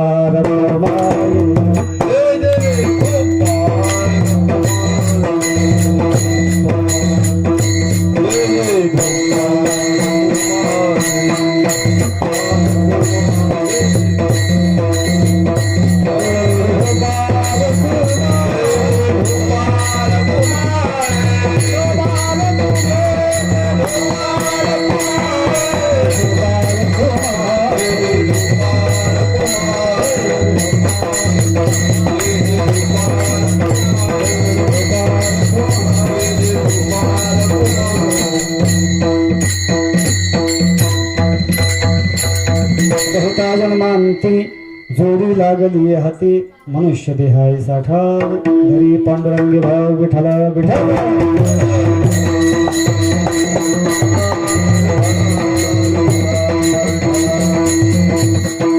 या ठिकाणी दुसऱ्या चरणामध्ये सांगत बाबा या मृत्यू लोकांमध्ये मानव म्हणून जन्माला आलेंद्र या देहाचा उद्धार व्हावा असं जर वाटत असेल तर भगवान परमात्म्याच्या चरणावरती लीन व्हावं लागतं. भगवान परमात्म्याचं नामचिंतन करावं लागतं.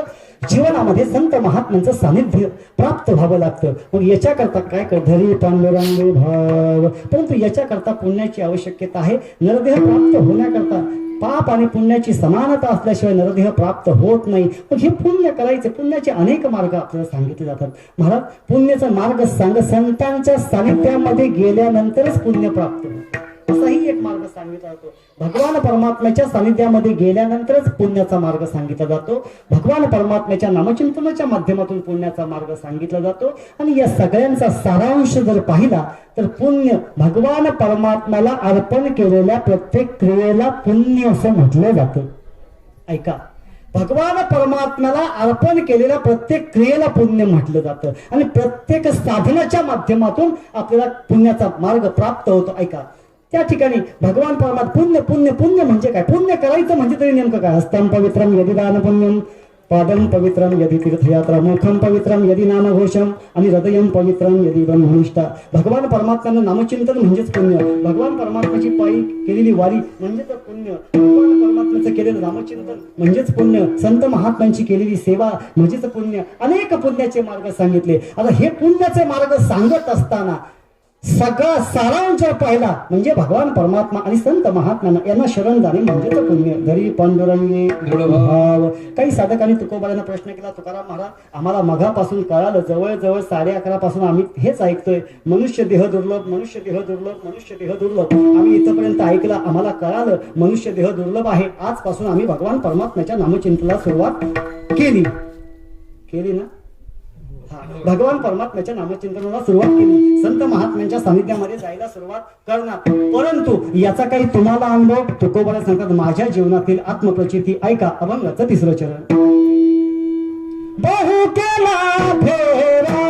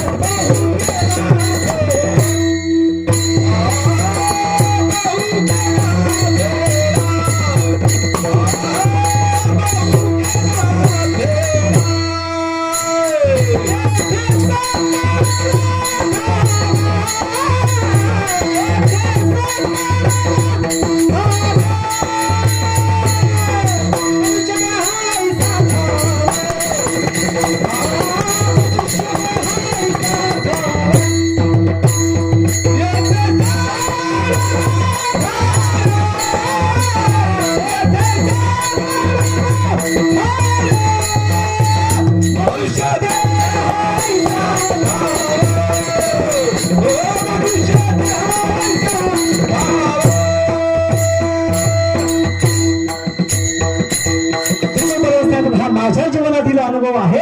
83,99,990 योनींचा गर्भवासाचं दुःख मी स्वतः भोगलेलं आहे. तुम्ही म्हणाल तुकोबारायांचं आयुष्य किती आणि तुकोबाराय असं सांगतीलच कसं? तुम्ही विचारायच्या अगोदरच मी प्रश्न तुम्हाला सांगतो. तुकोबारायांचं आयुष्य किती, तुकोबारायांचा कालखंड किती आणि मग तुकोबाराय असं म्हणतीलच कसं? लोक आता कोणत्या वेळेला काय विचारते सांगू शकत नाही कीर्तनकाराला. म्हणून कीर्तनकाराला तेवढं सुद्धा तयारीने जायचं. ऐका, चौयुगाचा भक्त नामा उभा कीर्तने प्रमाण पाहून घ्या. माझ्याकडे तेवढा वेळ नाही बरं का. याच्यात तुकोबाराय हे 4ही युगामध्ये होते. म्हणून तुकोबाराय सांगतात बहु केला फेरा येथे सापडला खारा. तुकोबाराय सांगतात या संपूर्ण गर्भवासाचं दुःख याची आत्मप्रचिती माझ्या जीवनामध्ये आली म्हणून माझा अनुभव आहे अंगात तो या जगा ते तसे तुकोबराय सांगतात. म्हणून मी तुम्हाला सांगतो का तर याचा अनुभव, याची आत्मप्रचिती मी घेतली. अनुभव वेगळा आणि आत्मप्रचिती वेगळी. तुमचे आमचे जे असतात ते अनुभव कसे, दुसऱ्यांचं ऐकलेले म्हणजे आपले अनुभव. तुकोबराय सांगतात नाही, तुकोबरायांच्या जीवनातील आत्मप्रचिती. आत्मप्रचिती या शब्दाचा शास्त्रीय अर्थ असा आहे स्वानुभव. काय? स्वानुभव, स्वतः घेतलेला अनुभव. तुकोबराय सांगतात मी संपूर्ण गर्भवासाच्या दुःखाचा अनुभव घेतला आणि म्हणून सांगतो बहुता जन्मा अंती आणि जोडी लागली हाती बहु केला फेरा येथे सापडला. तुकोबराय सांगतात अनेक गर्भवासाचं दुःख भोगत असताना पाहिलं जीवनाच्या उद्धाराचा मार्ग मला कुठेही सापडलेला नाही आणि तो मार्ग मला या ठिकाणी सापडला. त्या ठिकाणाचं नाव आहे मृत्यूलोक आणि साधन आहे नामचिंतन. या नामचिंतनामध्ये मृत्यूलोकामध्ये आल्यानंतर नामचिंतनाच्या माध्यमातून जीवनाचा उद्धार करता येतो, जीवनाला मोक्षाची प्राप्ती करता येते. म्हणून भगवान परमात्म्याचं नामचिंतन हे जीवनाच्या मोक्षाचं एकमेव साधन सांगितलं जातं महाराज, एकमेव साधन सांगितलं जातं बरं का. एक आता काय लोक म्हणतात मगाशीच आमचा महाराजांचा विषय झाला, 8 महिने पंढरपूर बंद होतं, मग पंढरपूरला जायचंच कशाला. बऱ्याचशा लोकांचा गैरसमज आहे बरं का. मग आमची चर्चा झाली पंढरपूरला जायचंच कशाला, आज 8 महिने देव बंद होता. अरे देवाला बंद ठेवायला कोणाचा बाप जरी आला तरी देव बंद राहत नाही महाराज. आला राहील का हो देव बंद. अहो मंदिर बंद होतं, देव बंद नव्हता. ज्या दिवशी देव बंद त्या दिवशी तुम्ही आम्ही सगळे बंद. ज्या दिवशी देव बंद ना त्या दिवशी तुम्ही आम्ही सगळे बंद. मग देव बंद होता का. देव बंद नव्हता ना महाराज. जर देव बंद असता तर मथुरेतनं गोकुळात गेला असता. देव बंदच नव्हता ना महाराज. मग पंढरपुरात जायचंच कशाला तर 8 महिने देव बंद होता. देव बंद नव्हता महाराज, देव मोकळाच होता. आपण तिथपर्यंत पोचलो नाही. आपण पोचलो नाही म्हणजे का, मग तिथं गेल्यानंतर देव भेटेलच का, इथपासून आपली सुरुवात असते. मग जर गेलो नाही तर एवढा खर्च करून जायचं. मग आपले जीवन आपण जातोय कशा करता, माझ्या जीवनामध्ये मोक्ष मुक्ती प्राप्त व्हावी म्हणून पंढरपूरला मी जातो. मग तिथं गेल्यानंतर देवच भेटला तर जीवनाला मोक्ष मुक्ती मिळेल का. आपण काय म्हणतो नाहीच मिळणार. पण फार चुकीचं आहे. तुका म्हणे मोक्ष देखील तात्काळ नाश अहंकाराचा. बर का, मोक्षच पाहिजे ना. अरे नुसत्या देवाचा कळस जरी पाहिला मंदिराचा ना तरी जीवनामध्ये मोक्ष आहे. चला त्याच्याही पुढे आता देव बंद म्हटल्यानंतर तीर्थ पण बंद. मग तीर्थात तरी कशाला जायचं. अहो पाहता देवळाची पाठ आणि तीर्थे घडते 360 सांगतात. नुसती देवळाची पाठ जरी पाहिलं ना तरी 360 तीर्थांचं दर्शन घडतं महाराज. किती 360. आम्ही म्हणतो चंद्रभागेत पाणीच नाही तर पंढरपूर कशाला जायचं. काय संत चरित्र आहे महाराज आपलं. फार सुंदर महाराज, फार सुंदर. एक वेळ फक्त जर कथन केलं तर आपल्याला लक्षात येतं महाराज की आपण विरुद्ध दिशेने चाललोय. विरुद्ध दिशा. तुकोबराय सांगतात बाबा जीवनाला मोक्ष मुक्ती प्राप्त व्हावी ना असं एकमेव ठिकाण आहे, त्याचं नाव आहे मृत्यूलोक. आणि त्या मृत्यूलोकामध्ये एकमेव साधन, त्या साधनाचं नाव आहे नामचिंतन. हे नामचिंतन याची आत्मप्रतीती माझ्या जीवनामध्ये आली. स्वानुभव याचा मी घेतलेला आहे आणि हा स्वानुभव तुम्हाला सांगतोय. बहु केला फेरा येथे सापडला थारा. असं एकमेव ठिकाण माझ्या जीवनामध्ये हे सापडलं आणि हे जीवनामध्ये एकमेव ठिकाण सापडलं म्हणून माझी तयारी आहे स्वतः वैकुंठाला जाण्याची. पण वैकुंठामध्ये गेल्यानंतर सुद्धा काही मला चैन पडली का हो. तुकोबराय सांगतात काय आम्ही आता तुम्हाला गंमत सांगू का, थोडी जाता जाता थोडासा विनोदाचा भाग म्हणून सांगतो. मी फार काही ठिकाणी विचार करतो महाराज. एखादा स्वर्गस्थ गेल्यानंतर स्वर्गवासी झाल्यानंतर आम्ही सहज लिहितो वैकुंठवासी झाले. मला एकदा फार हसायला येतं आणि मी एकदा चिंतन पण करतो त्याच्यावरती. आपण काय लिहितो वैकुंठवासी झाले. अहो महाराज वैकुंठवासी झाले, वैकुंठवासी असं लिहिण्याचा अधिकार सुद्धा नाही महाराज आपल्याला. अधिकारही नाही वैकुंठवासी झाले म्हणून. पण मी म्हणतो वैकुंठवासी झाले याच्यात काय सुख आहे हो महाराज. अहो जे वैकुंठाला गेले ना ते म्हणाले काय माहित आहे काय, तुका म्हणे येणे जाणे नाही. आता काय म्हणतात, तुका म्हणे येणे जाणे नाही आता. का वैकुंठ तो ऐसे नाही कवल काही काळ्याचे.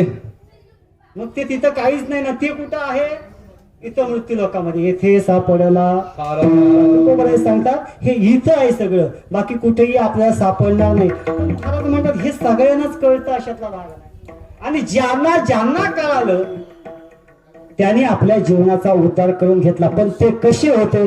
ज्यांना कळालं ना ते हुशार होते महाराज. पण ज्यांना ज्यांना कळतं त्यांनी त्या मार्गाचा स्वीकार केला, अवलंब केला आणि जीवनाचा उद्धार केला. पण असं सगळ्यांनाच कळतं अशातलं मग नाही. काही असे कळणारे सुद्धा दुर्लभ आहेत. अभंगाचं शेवटचं तुका म्हणे दारे तुका म्हणे दारे तुका म्हणे दारे तुका म्हणे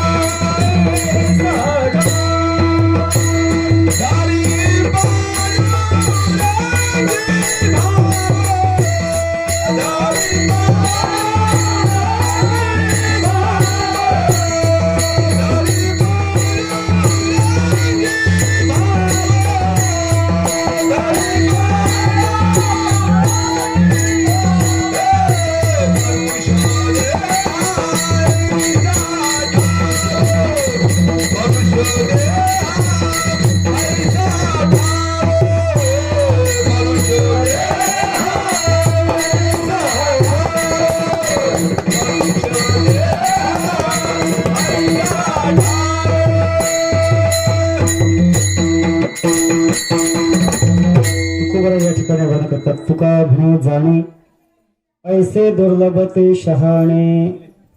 ज्यांना ज्यांना हे कळालं त्यांनी आपल्या जीवनाचा उद्धार करून घेतला. का तर त्यांना कळालं होतं. काय कळालं नेमकं त्यांना? की या देहाचा आणि आपला पुन्हा कधीही संबंध राहणार नाही. पुन्हा हा देह आपल्याला प्राप्त होणार नाही. आणि याकरता आपण याच देहामध्ये या जीवनाचा या देहाचा उद्धार करून घ्यावा. कारण अत्यंत दुर्लभ आहे. नवे नवे असाध्य गोष्टी ज्या असतील त्या सुद्धा साध्य होतात महाराज. परंतु हा मनुष्य देह पुन्हा साध्य होईल असं सांगता येत नाही. पहा तुम्ही अगदी अगदी अगदी व्यवहारातल्या दृष्टिकोनातून जरी पाहिलं तरी असाध्य गोष्टी सुद्धा साध्य करतो माणूस.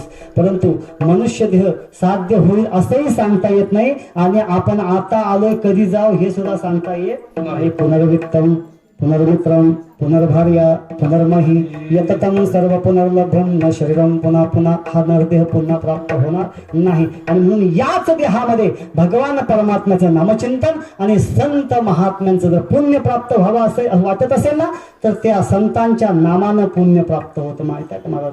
पुण्यवंत व्हावे सज्जनांची नावे मेघे माझीवाच्या तुटे भगवान परमात्म्याचं नामचिंतन आणि संत महात्म्यांचं नामचिंतन. या संत महात्म्यांचं नामचिंतन कोणत्या स्वरूपानं करायचं? ज्ञानेश्वर माऊली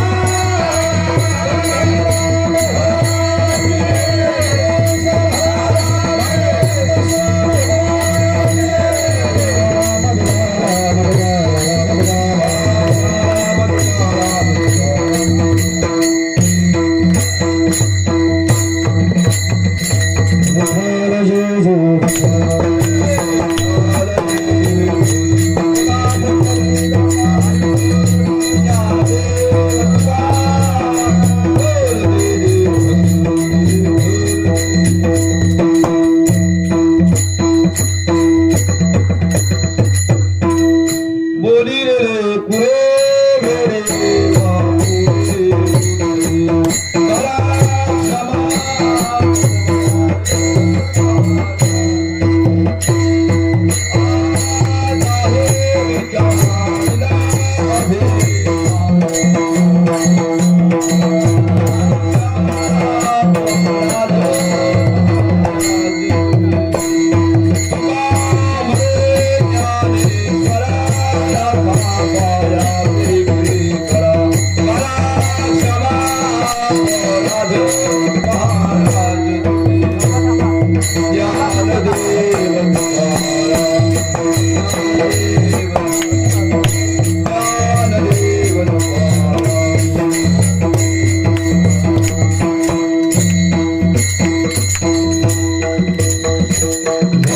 समाधान तुमचे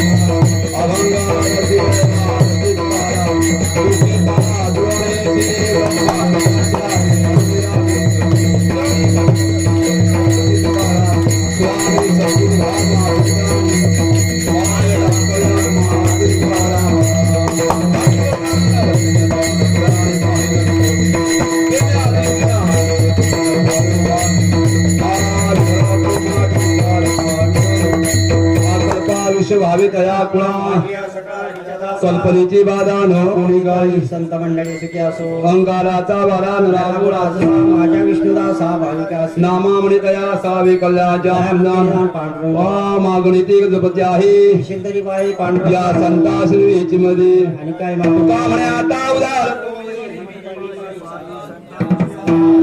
मध्ये ज्ञानदेव तुका